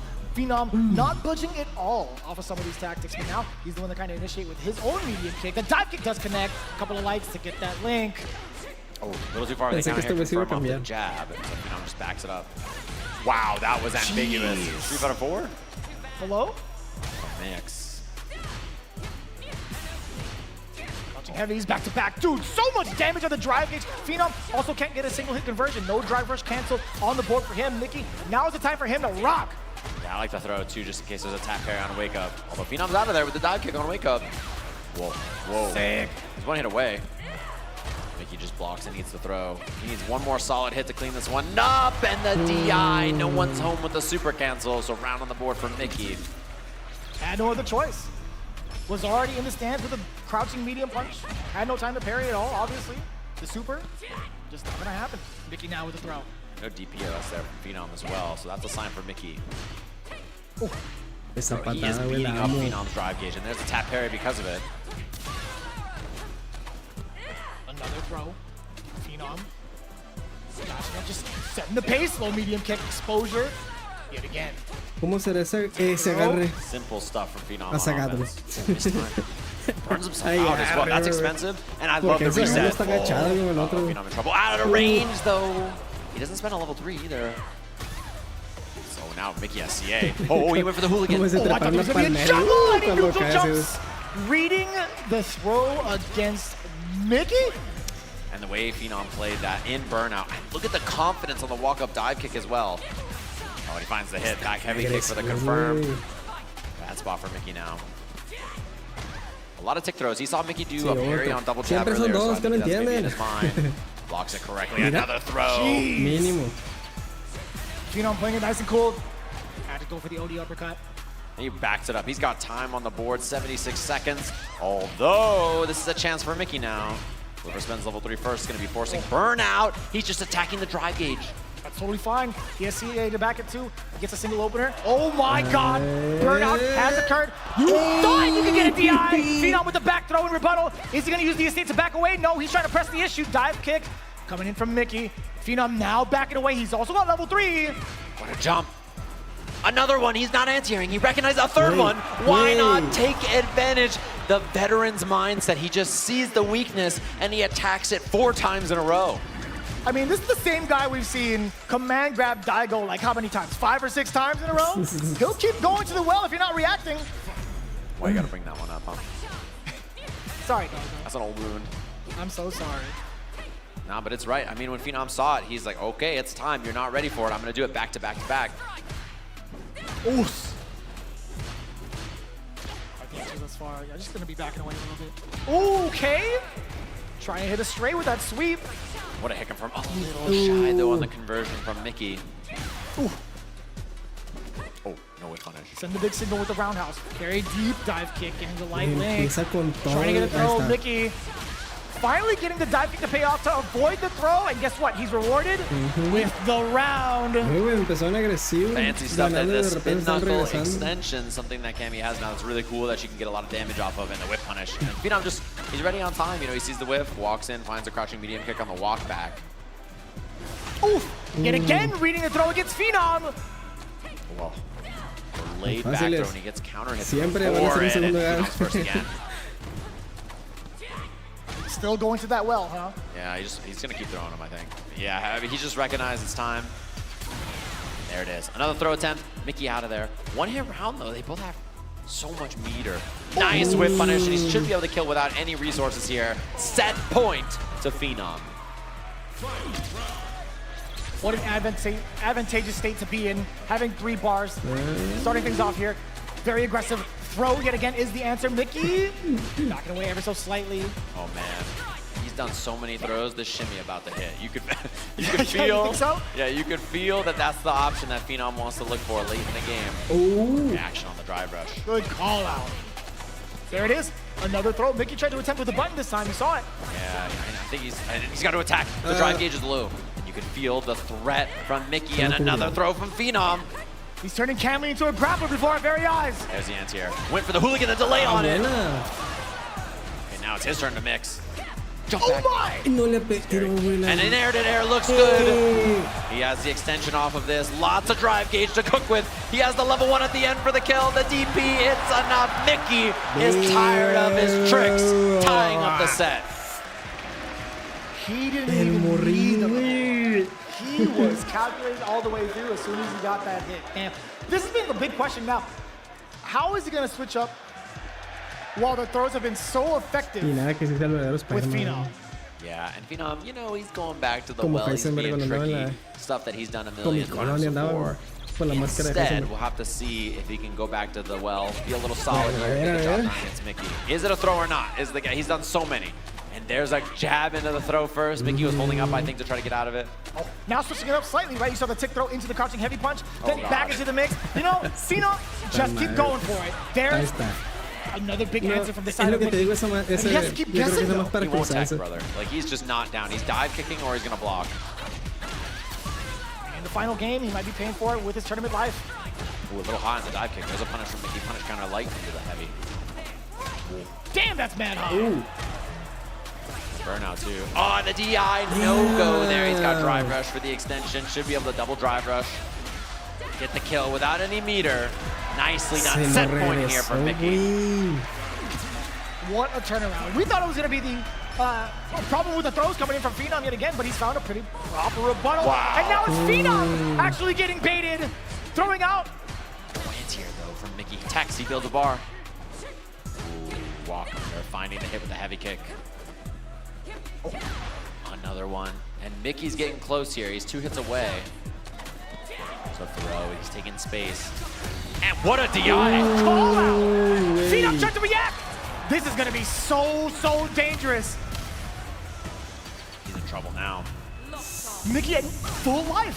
Pretty healthy on the drive gauge. No way! What a check. You know, I had to respect the DP because it would have killed him. He's gonna burn himself out Es lo soon. bueno, Dive güey, kick. que a Not pesar de que es un punished. mismo Another match, dive kick. And Oh my god. Está bueno, güey, Phenom normalmente son can't do a drive rush aburridos. cancel unless it kills. Ooh, but Mickey can. He's got the drive. No anti-air. Oh my god. Drive rush is in. There's another throw. He's got level 3 though. Single hit territory for Phenom. Oh my god, burns. No anti-air. No anti-air again. Phenom just blocking it out. The air and it's a no-go. Mickey moving on in this path over EVO champions and veterans alike as he has a couple of sets away from a potential EVO championship. Shit. That young man gets the dub on stage and he's got nowhere to go because we have our losers finals and then grand finals here to see if he can make it all the way. The crowd A la absolutely bestia, güey. erupting. And all the way onto the stage. Kakaru is trying to get a piece of that action. He just wants to go back into the seat against Mena RD. He doesn't give a damn about anything else. Bro, he spawned like a Pokemon trainer. He just walked at him. He just do. He just like appeared, ran on the stage, and was just like, I'm challenging you. Eso es lo que están pensando justamente, me acaba de if you're Mickey, a nail biter of a set, scrapping for your life in this one where you can play defense, you can play offense, it's back and forth. No había puesto atención, now he has to chase, right? He's dealing with Kakaru. Pero He's going to have to be the one to go in there and make this happen. El traje, güey, de la Kenny trae esos chicotes, güey. How is he feeling? Como para darle ilusión de las trenzas, güey, de antes, güey. Para que se siga sintiendo Kenny. Kind of difficult to gauge right now, but I'll tell you what, going up against opponent, Mickey, he's got to be feeling so confident making this run of a lifetime, and also the big adaptations against Phenom's offensive sequences, right? I mean, like, it was rather intimidating with all the throws that have been pretty much presented, even refusing to uppercut some of the big jump-ins that Phenom was trying to catch, but paid off dividends, clutching 3-2. Damn, this is actually the most hotly contested set in the loser side that we've seen in a lot of the CPT events this far.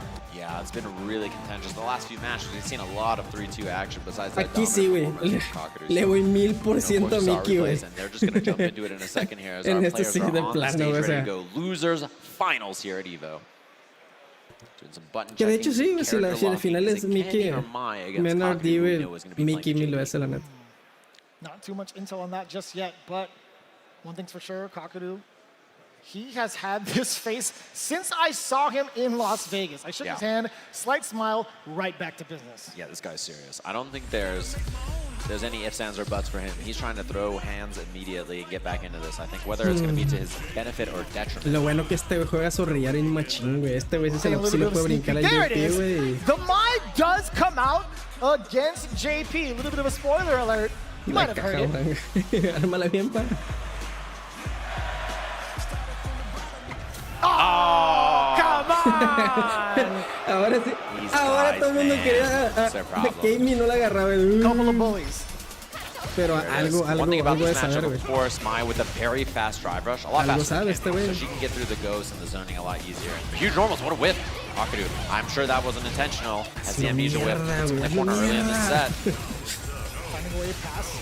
Some of the offense that Mickey presented initially, sending her full screen. Yeah, the departure was still available to take that teleport out. Anticipating the fan. No anti-air there from Kakaru either. Oh, worried about the range. You can empty jump. My man just swiped away the fan? Just whoosh, got rid of it. Didn't care. Ooh, another one. What's going on? What is happening? Yeah, that's back-to-back for Kakaru there. He's probably trying to crouch into ground normal and just getting it or something, but it's a big drop. Low drive gauge for Mickey. Very dangerous against JP here. Ooh, that fierce? At that timing? In this economy? No, expensive. Level 2 available for Kakaru, which is always the win condition for JP. Oh, what a reaction! That was beautifully done. Close to burnout is Mickey still. Oh no. Does achieve it. Level 2. How's your defense? Excellent choice! Yeah, the buffer though, he's gonna be chipped, and yeah, there's not a lot of escape options for Mickey. It's gonna be Meaty Ghost, EX Spike, another one afterwards. No room to wiggle. Counter hit. Wow, the walk-up jab from Kakaru too. Esa madre, güey.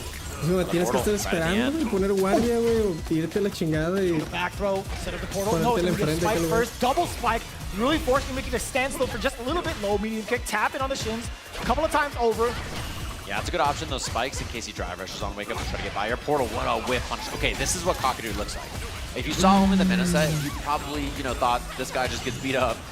But this is kind of the control I expect from him. Level 2 here, crouching jab to keep it a true string into the crouching medium kick.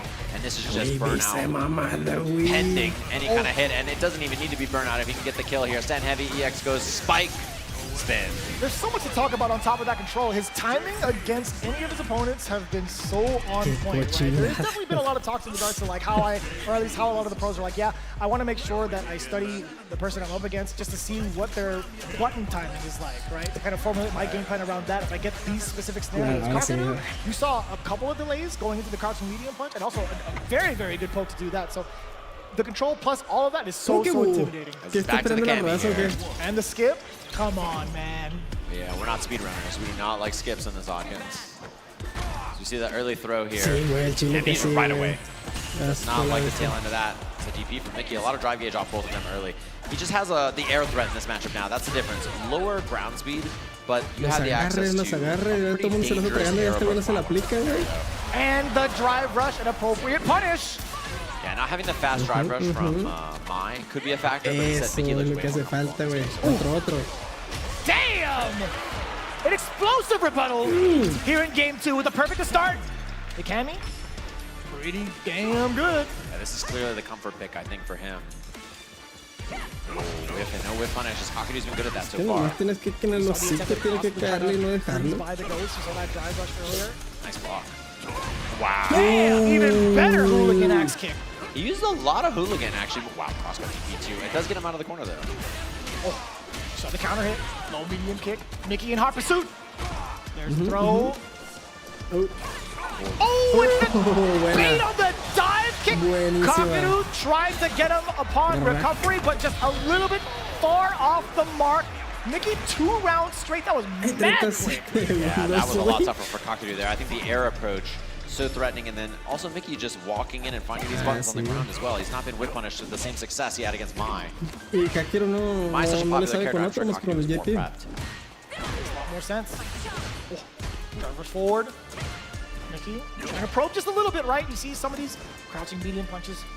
Look at how much space Mickey's got, by the way. That's a punish. He doesn't get the punish counter confirmed. But Mickey is cornering Kakuryuu without hitting him. He's just pushing him to the corner with his walk speed and his threat on the screen.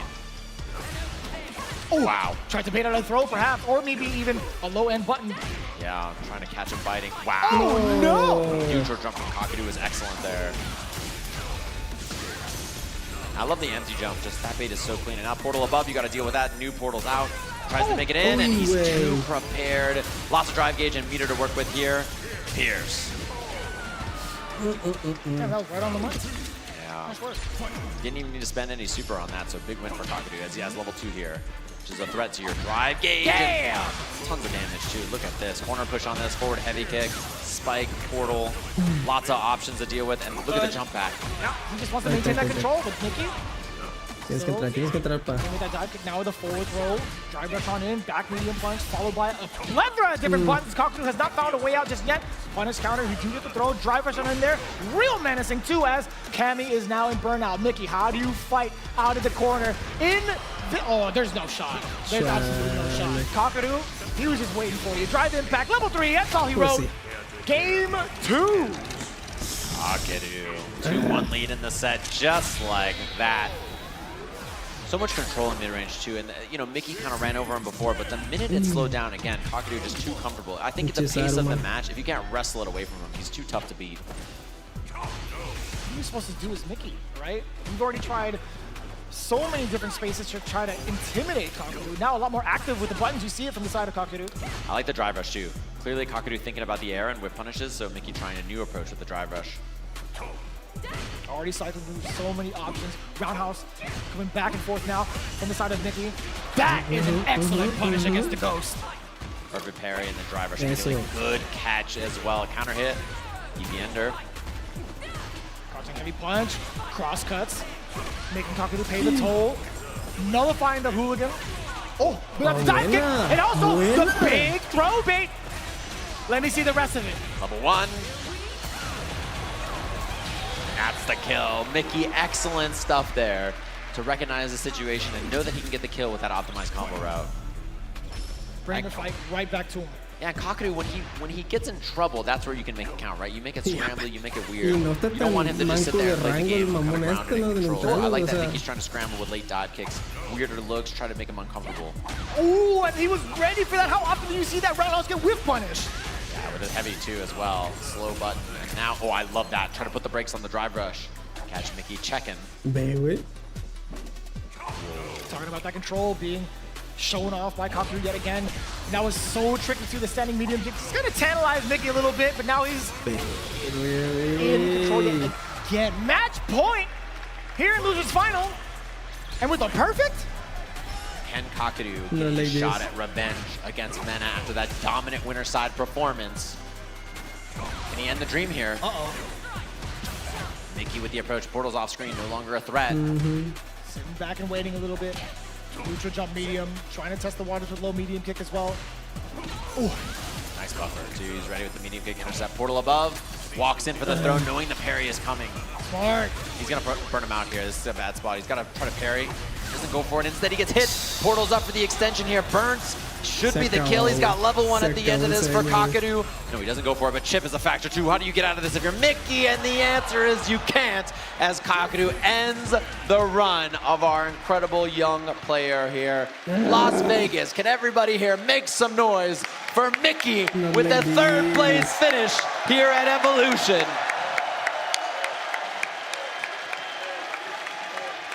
The dream's definitely not over yet for Mickey. I'll tell you what, there's so much potential to go in the rest of the CPT. Mickey with an explosive debut.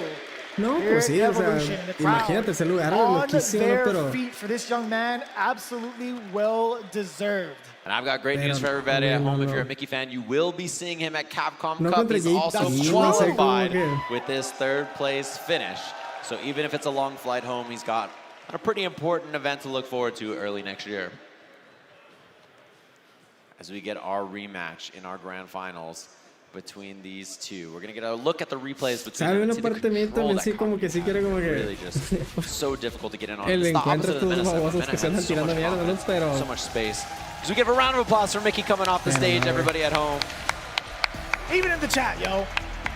Give it up for Mickey. Talking about it again, even MenRD stopped him and dapped him up. He wanted to give him a couple of words as well to get ready for his matchup, but looking at the replay at hand, you were talking about the amount of control. There was so much more confidence, so much at play from Kaku to kind of present that puzzle towards Mickey, right? Right. And that's the problem. That's the thing you're dealing with here, is that Kakadu, when he's in control, is so tough to deal with. He makes world-class players stumble and fall trying to make their way in, but it was the opposite that we saw earlier from Mena, where he was just in so much control. So excellent stuff from him, of course. These replays were presented by PlayStation Tournaments. Thanks to them for helping make this whole thing happen and give us a look at the matches. And now we have our grand finals, a repeat of the winners finals of our tournament, a repeat of the grand finals of EVO Japan, and we'll see if Kakadu can finally get his revenge. Man, take a deep breath and take a look at this bracket. Shit. Right? Did any of you expect it to be the way that it's laid out before you? Lo voy a decir, qué comercial, sí. Really impressive in this, and Mena just beating up everybody on the way here. Es EVO, no debería haber. Kakadu 3-0, and now being the man to beat, to put, I think, one of the stamps on his sort of fighting game passport here he's been looking for a long time, which is an EVO Vegas win. And I think with the win here, maybe undoubtedly the best Street Fighter player of this generation, maybe ever, with the decorated trophy case he has of Capcom Cup trophies. No, ya está ahí. Japan wins, and now Yo pensé que llegara acá en... The pressure is on. He is going to be in the loser's side. He has to win the first to 3, at least in the very beginning, at least to get that reset going against Mena RD, but there's going to be so much adaptation involved here between that set he had in winners finals against Mena RD. However, Mena could bulldoze him, right? He's definitely a man of the people. He's got a lot of heart, got a lot of emotion, and rides off of that. He's made some pretty impressive reads against Kakadu, hence why we see him coming in from the loser side. We'll see what happens now. This is it. Ladies and gentlemen, I present to you yet again the grand finals, Kakadu versus Mena RD. And finally the intro gets to rock for our final set of the evening. Everybody around the world and here in the venue, it's time for Evolution Grand Finals. Kakadu from Japan and Mena by way of the Dominican Republic. And what a block early from him. Very big call out against Kakadu, which will get the throw. Closing the gap immediately from that Blanca ball. This is the corner pressure that we talked about the previous time they interacted in the winners finals. Kakadu was not able to escape throw jail. Yeah, he was really in trouble. The reads on offense from Mena were so good. And his ability to sniff out kind of the weakness on your defense and the weakness of your own offense is something that makes him a world-class player. One of his biggest strengths. Burnout here coming from Mena. He knows it, so he just drive reversals right away. Threatening the hop, and what a check. Oh, and he actually drive reversals right into Mena's hands. A couple of lives, the conversion into, oh my God! He dug his nails right into the suit. And when you're right. Mena just knew he had the triple lights into the level 1 just in case. The forward heavy punch afterwards. Mena, there's so much offense here, and you can just feel the pressure is on Kakadu to make something happen. And it's not working so far. As Mena, again, that forward medium kick usage this whole entire tournament to beat those late reactions. And boy, oh boy, is it amnesia time or not is the question here. Doesn't go for it just yet, and now he's gonna beat up his drive gauge, threaten him, and he backs off trying to bait something there. What? The perfect parry, Prince! And the wrong combo again! Oh my, he's right this time. Lots of bar on his side. He doesn't spend any. The Lightning Beast draining just little by little. He's trying to put up so many projectiles. Is Kakadu to reduce that timer. Drive rush on it in there. Oh no! And the parry! Side swap, goes for the reset, and he catches him swinging just like that. Mena's on the board. Back-to-back callouts. Kakadu falling for it. Menardi's gonna be feeling mad confident after that first game. Gotta slow him down, that's the thing, and he's having so much trouble. The looks, look at that. The looks he gives him are so confusing. It's fake coward crouch, and then the drive rush catches the whip. There's the anti-air from Kakadu. He finds a sliver of control in this match, but he hasn't had much so far. And it's so expensive now, too. Teleport on in there, try to catch a normal, perhaps. What just happened? He was still within range of the throw. Did he move forward, extend his hurt box? Yep, exactly. He drive rushed into it. Now Burnout's a threat. And that's that on the drive gauge here. Goes for the throw. Again, it was regular amnesia for Kakadu, and the DI. This time he's ready. Ooh. Portal out. He gets some space, but Mena has a lot of drive gauge to chew through here. Kakadu's got to try to survive for a bit here. The ball in. Pelear contra JP. Out of burnout, though. So intense, too. Menardi is looking for any sort of projectile at this range, right? Oh, he contemplated it. He needs one whip punish, so he can play passive, and that's what he's doing. So Kakadu takes initiative. Mena has so much drive gauge, too. That's the thing. It's very, very hard to make this happen without that drive gauge going down. Trying to activate into level 2 there. So imperative that Menardi does get that level 2, but instead, the back of punish counter attack. Burn him out, and now Chip. Kakadu has to avoid the chip. He's going to try to jump or amnesia the ball, so he's just waiting. Beautiful stuff from Mena. Knows the panic is coming, and he just senses with the right choices. He tells when your fear is there, and he can just make the perfect response. Breaking down all the defensive options against Kakadu, going for the immediate level 3 right off the bat, leaving at least, what, 45 to 50%, but I'll tell you what, the drive gauge right now, so healthy for Kakadu, drive rushing on in there. The sharp angle, getting denied from that jump in. Menardi caught it for a little bit. I love that drive rush, getting the command hop past the body. Level 3 is intact. He's gonna punish the hell out of that amnesia. You thought I forgot? Not today. Back medium kick to catch the side switch. Lightning Beast engaged. How do you stop this man while you're in burnout? Answer is, you probably can. And there it is. The drive impact. Here comes the fella. Pobrecito. He gets a combo after this as well. He's got more on the table. The up ball. EX for the kill. Mena RD marching dominantly towards an EVO championship here in Vegas. Wait. Ok, ya. La copa, güey. Se la merece. Está jugando el paso del And what does lancer. Kakadu do? The whip punish works out, but it feels so temporary. There it is. He's ready for the slide. Opening with a forward throw after that slide. Medium kick, forward medium kick at that. Getting the big opener against Kakadu. Bring him back to the corner. Drive rush on in there. Apply even more pressure. The lightning, the throws. Kakadu, no answers in sight. Trying to jump out. Mena RD is reading him like a book. He's looking at championship point. Mena RD, can he do it?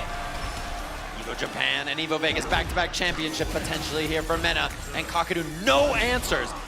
The Capcom Cup champion just looking lost in the lights. And he just can't make a right choice here on defense. It feels like Mena just always knows. There's an amnesia that works. But nothing out of it just yet. Okay, the forward heavy kick looks good. Not too bad, with a bit of damage. Jump back medium kick. No way! Was that One a hit drive away. rush? One hit away indeed. Double drive rush. He has the level 3. And Mena RD cannot be denied. 2 times here in Japan. And now your Evolution 2025 Street Fighter 6 champion, Mena RD. No end in sight.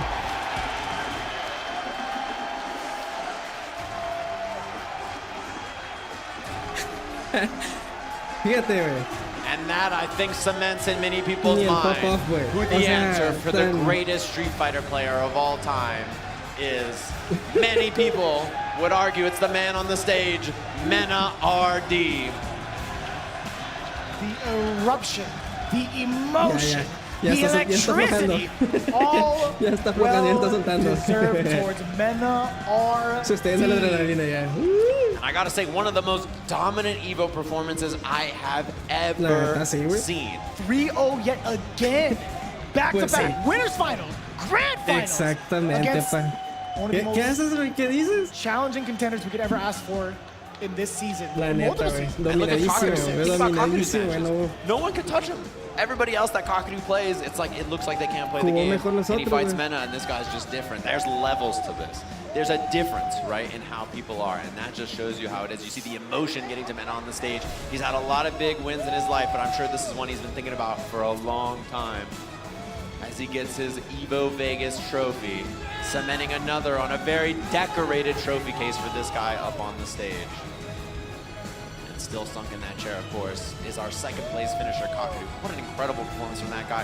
Capcom Cup champion. You can be the greatest player in the world 6 months ago, and a loss like this is really just so heartbreaking for a player as good as him. It really doesn't feel fair that he loses. That's just how good he is, right? It doesn't feel fair for someone that talented to not be the champion here for an event like this. There's really a lot to take in when you talk about this specific event, right? When it comes to all the tours that are involved with a multitude of different games, being at the World Championship for EVO is just so much different. Like we talked about this with a plethora of different pro players. They're like, yeah, sure, Capcom Cup is cool, SK World Championships are really cool, but Right.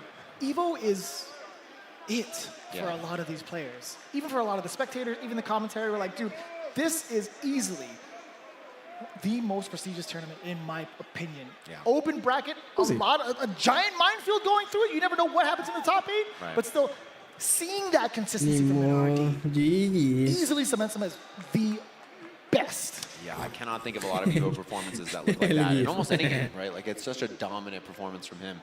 And wild to think that, you know, this is his first EVO Vegas victory, despite how good he's been at this game.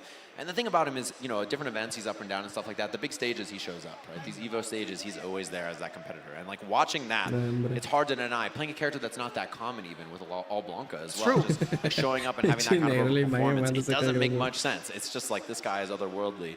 And an incredible competitor. Just he's so full of fire, and still, you know, despite having so many championships for so many years. His first one was 8 years ago, back in 2017, where he won that Capcom Cup, and now here he is, still winning on this stage, and still in the prime of his career. Yeah, so much to really learn from a guy like Minardi with the caliber as he is as a person, as a player, as a competitor, etc., and also really guiding the way for a lot of the players in the Dominican Republic. This right here is your moment. This right here is your champion, and you got to relish in that moment exactly with him in every single stage that he is a part of. He is blessing our community just by the work ethic he's been putting into each and every one of these games.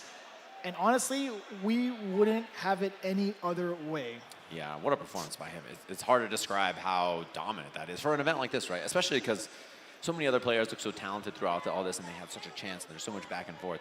And then it just shows up and has a performance like that, a wild one. So you got to be thinking, you know, going into the rest of the year, I'm curious to see how he does when he travels and all that kind of stuff. I'm curious how it shapes up around Capcom Cup when that's coming up. So incredible performance, of course, from him. Hopefully everybody here enjoyed all the matches so far. We're going to head it up to the stage to crown all of our competitors and our Evolution champion. Please, everybody, as loud as you possibly can, for your Street Fighter 6 EVO 2025 Top 8 roster. Make some noise for all of these players standing on this stage right now. This does not come easy to stand up here. Ladies and gentlemen, we just saw one of the most amazing performances to date in the world of Street Fighter. One more time for your EVO Top 8!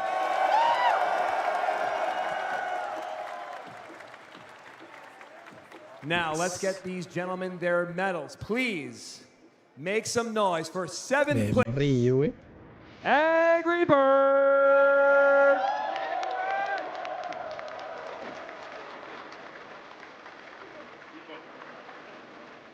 And also in 7th place, the Golden Finger, LaShaw. Finger, what the fuck?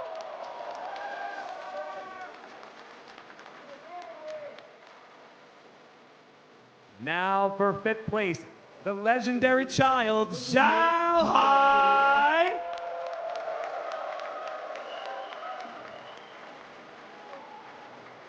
And also in 5th place, Japanese fighting game god, Furo.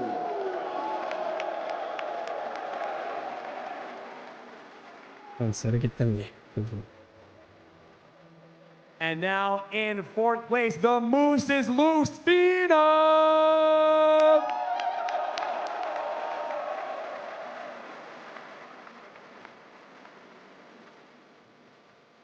And in 3rd place, blow the roof off of this place, ladies and gentlemen, the young guard, Mikey!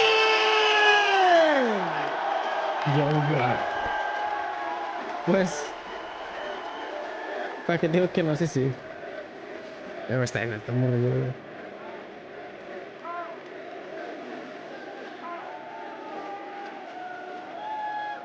And now in 2nd place, Takeru!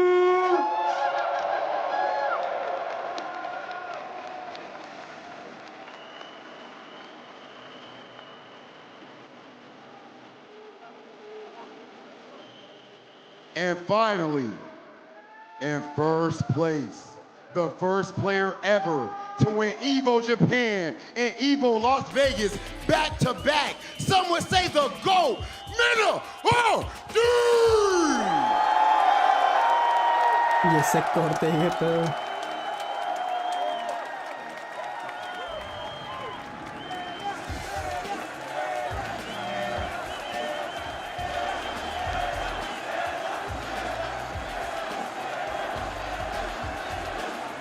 Que no le esperen el gorro. And also, don't forget, for 1st, 2nd, and 3rd place, we have the wonderful Nacon sticks going out to all 3. Please, gentlemen, when you get those sticks, raise them up high. 1st, 2nd, and 3rd. Thank you very much, Nicole, for providing some artillery for these players.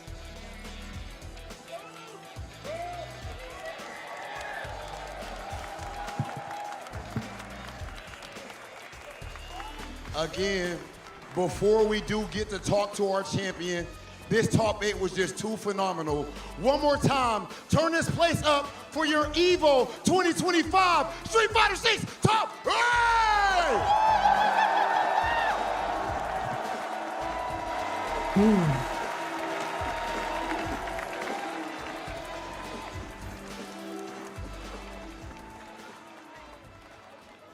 All right, Mena, I have a few questions for you. All right, first, going into a tournament like this, having the weight of your EVO Japan win on your back, what was your mental state coming to this particular EVO this year?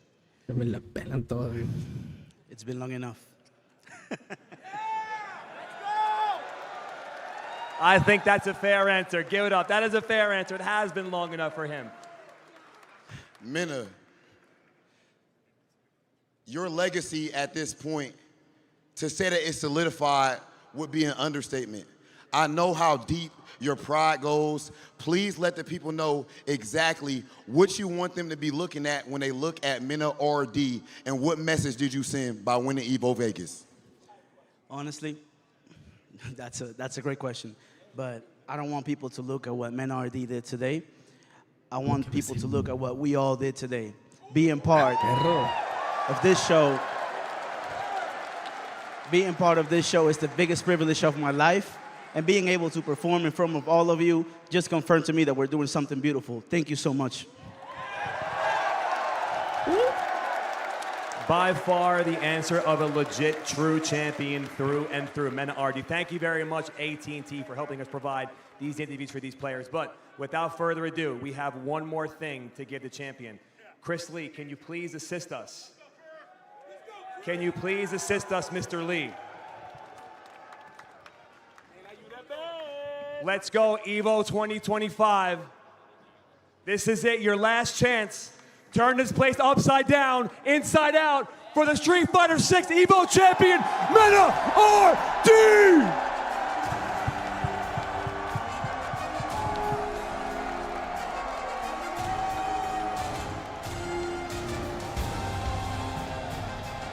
Really good kid.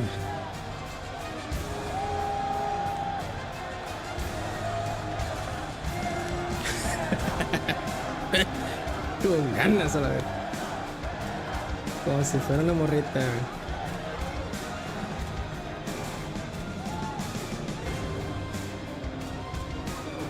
Ahora vámonos al tarranda saliendo aquí ya. Una vez.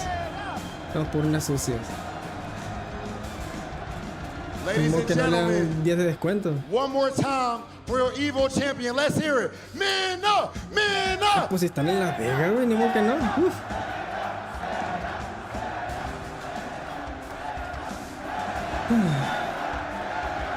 That said, let's send things over to our commentators.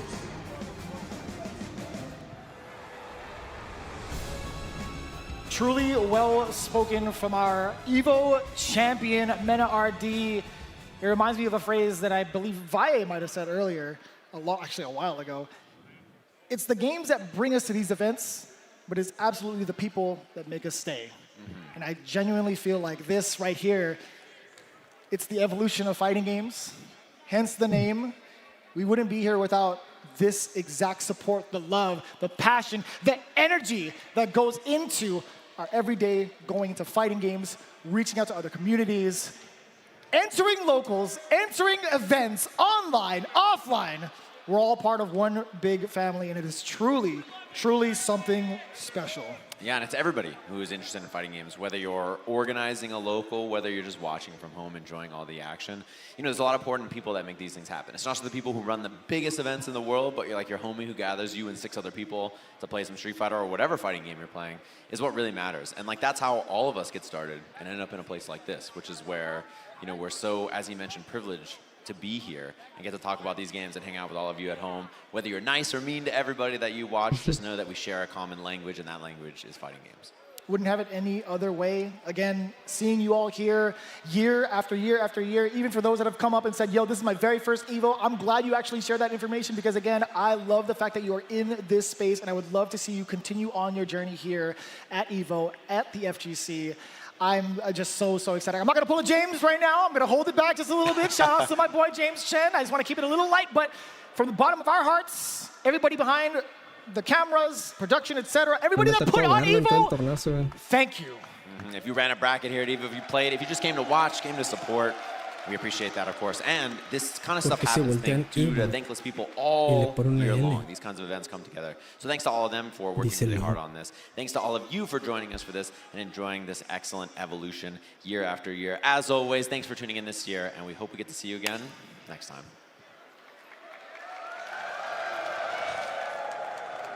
All right, guys, so I don't want to get emotional up here or anything, but what I will say is that it's been an absolute honor to stand here in front of all you guys.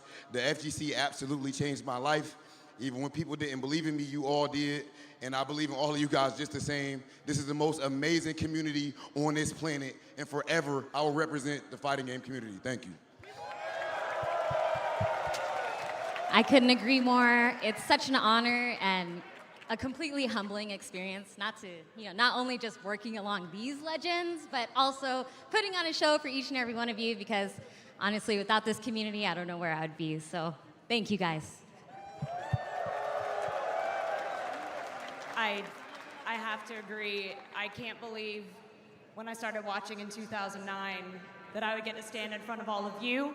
Las Vegas turns into something truly special every single year. And it's because of all of you and all the passion and all the love that you bring and the love that you have for this scene, your locals that you bring to Las Vegas and you represent every year. And that makes this truly fantastic. Thank you.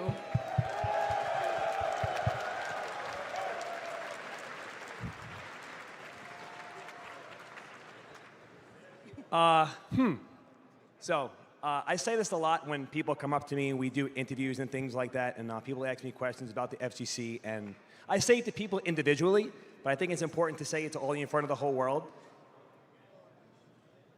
This is the most important thing in my life besides my family and my friends. It's you. My family, my friends, the people that I love, but the FGC, EVO, fighting games in general, I've had the best memories of my life standing on a stage like this, playing games like this, being surrounded by people like you, and I will forever be humbled and thank every one of you for supporting not only me, but all of us. I love you all, and I will never be able to say thank you enough for allowing me to be here and also represent this community. You guys are the greats, and I will never leave you. I will always be here. This place is my home, and it is all of our homes. Doesn't matter. This is our home. I love you guys to death. FGC, FGC, FGC, FGC, FGC, FGC, FGC, FGC. Before we go anywhere, do you guys mind hanging out so we can take a picture together? Are you guys cool with that? Can we make this happen? All right, where's Rob at? Where's Rob? We know, where's Rob? Where's Rob? Oh, hold on, he's already back here. Big Robbie's back here. All right, hold on, let's just get set up safely. Safely. Here we go, I like this. Yeah, that's right. Yo, Daps while we're getting set up. Daps while we're getting set up. Yes. That's why we're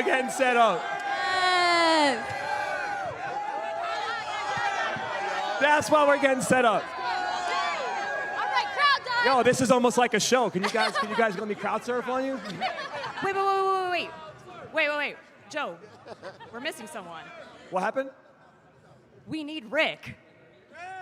We need Rick. We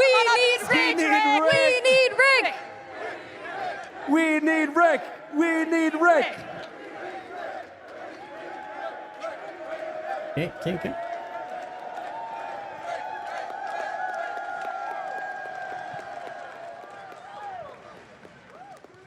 What pose we doing? Hold on. Yeah. We gotta think about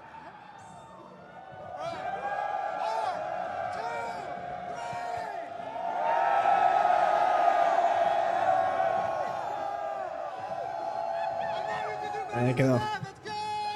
Let's go!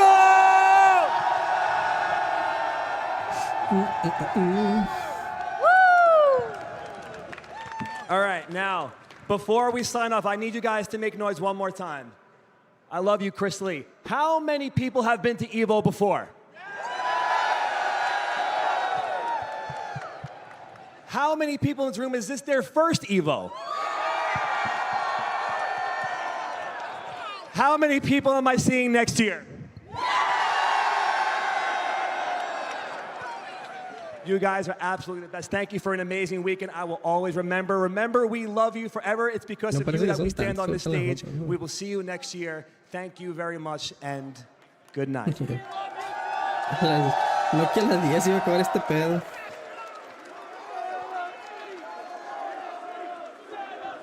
A huevo. Okay. Hey. Here's how this works.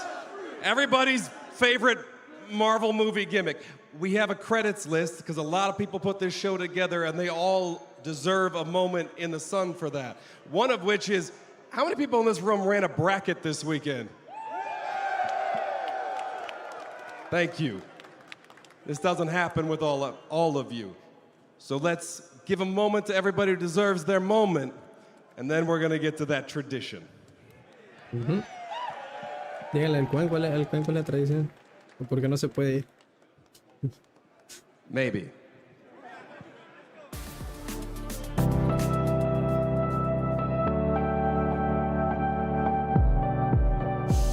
What's going on, everyone, and welcome back to Evolution here in 2025. EVO Las Vegas, EVO 2025. So excited to be here. Another EVO, another year of greatness, another year of history. It's going to be insane. So many games here this weekend. Competition is only more and more dense every single year. Warriors from around the world.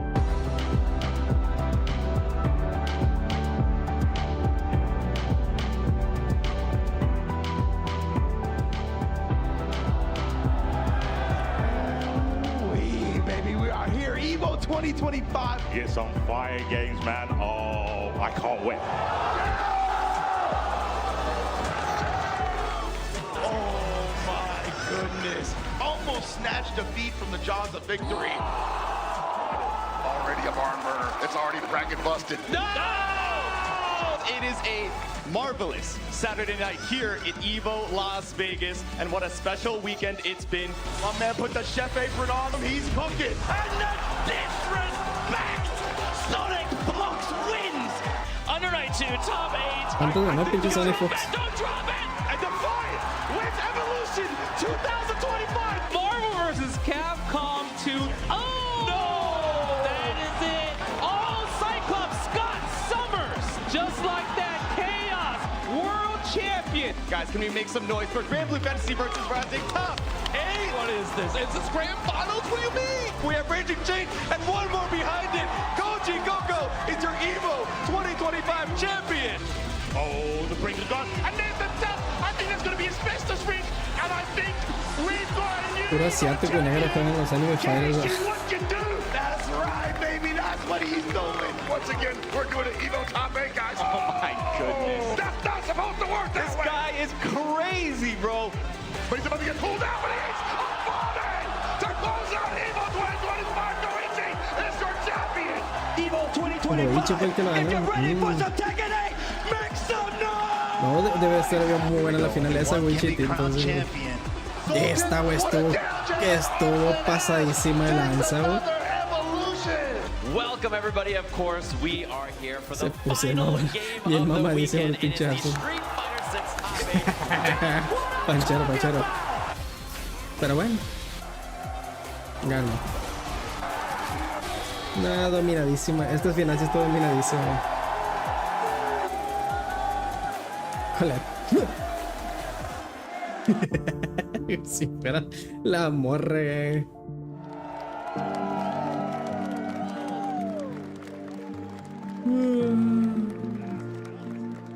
Por si se lo perdieron por estar viendo el KoF. Bueno, ahorita en lo que sean los créditos nomás, porque no podemos irnos todavía, pero lo voy a ir cargando acá.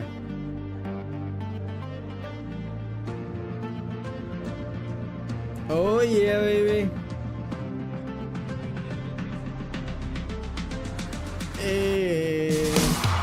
Bueno. Bueno, vamos a ver los créditos. Pues ya sabemos que sigue.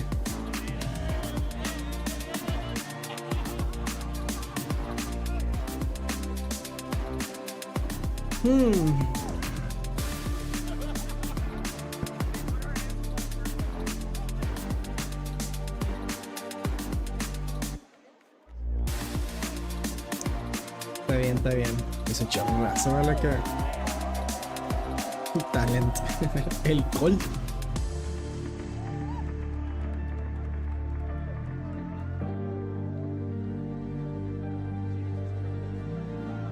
Así nomás con talent y ya abarca toda la bestia. Talent con referees.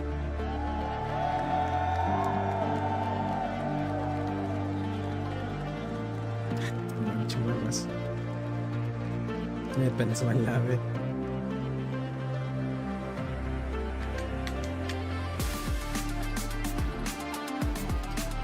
No, pues sí. Salen caritos estos eventos.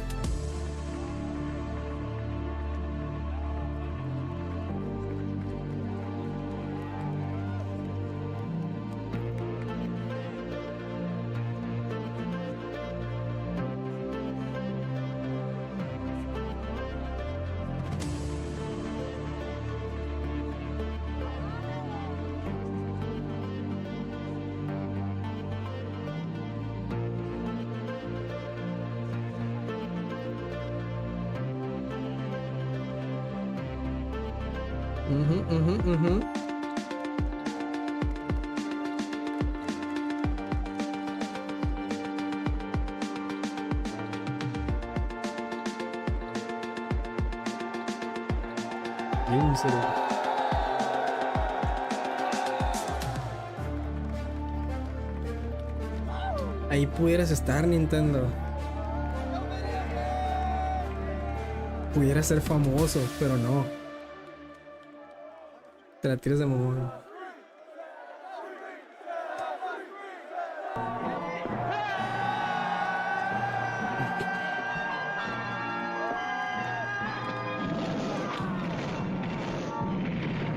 Gracias, Ricky.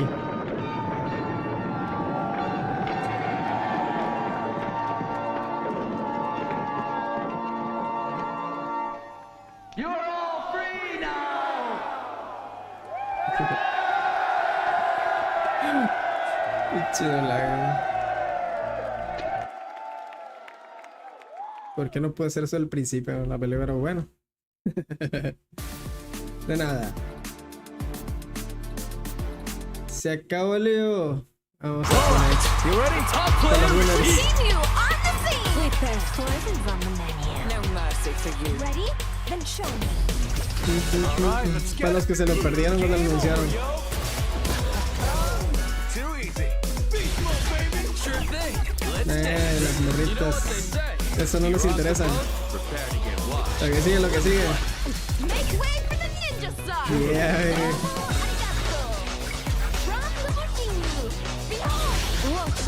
La pose.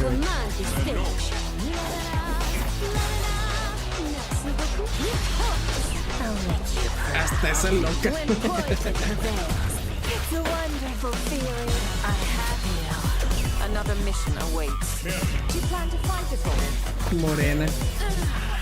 Sí se parece así morena. Morena. Now you understand. Don't rest on you.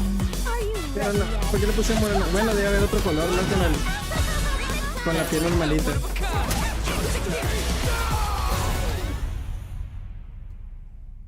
Ay, espera. Está el detalle. Trae marcados los tirantes del traje a baño, la Cami. Güey, lo del detalle, güey, me sorprende el detalle que le hacen a los pinches. La neta sí le dejó bien perro el diseño a los personajes y las animaciones y todo así. Es un juego bien hecho esta madre. Ya dejando de lagunería y todo ese pedo. Omaru. Estuvo bueno lo que alcanzamos a ver. ¿Y ahora qué? ¿Qué hacemos? 11 las 12. Bueno, supongo que aquí queda por el momento. Se acabó la EVO, se acabó este pedo, pues ya. Voy a tener que arreglar esa imagen porque realmente no salió nada del KoF, pero no alcancé. El caso es ese. Bueno, gracias a los que están aquí todavía y pues... 6 personas. No le debe venir eso. Gracias. Pues ya se acabó esto. No sé si voy a jugar algo ahorita, pero este stream pues ya lo voy a cerrar. Si quieren suscribirse, a ver qué rollo. A ver. No tengo que madrugar mañana. Chance. Tengo ganas de jugar de los juegos de la MTK. Algunos. De perder la racita que estuve visitando durante el evento. De los que hice como amigos, por así decirlo, ¿no? Entonces, pudiera ser. Pero bueno, por lo pronto, vámonos. Y pues... Buenas noches. ¿Qué?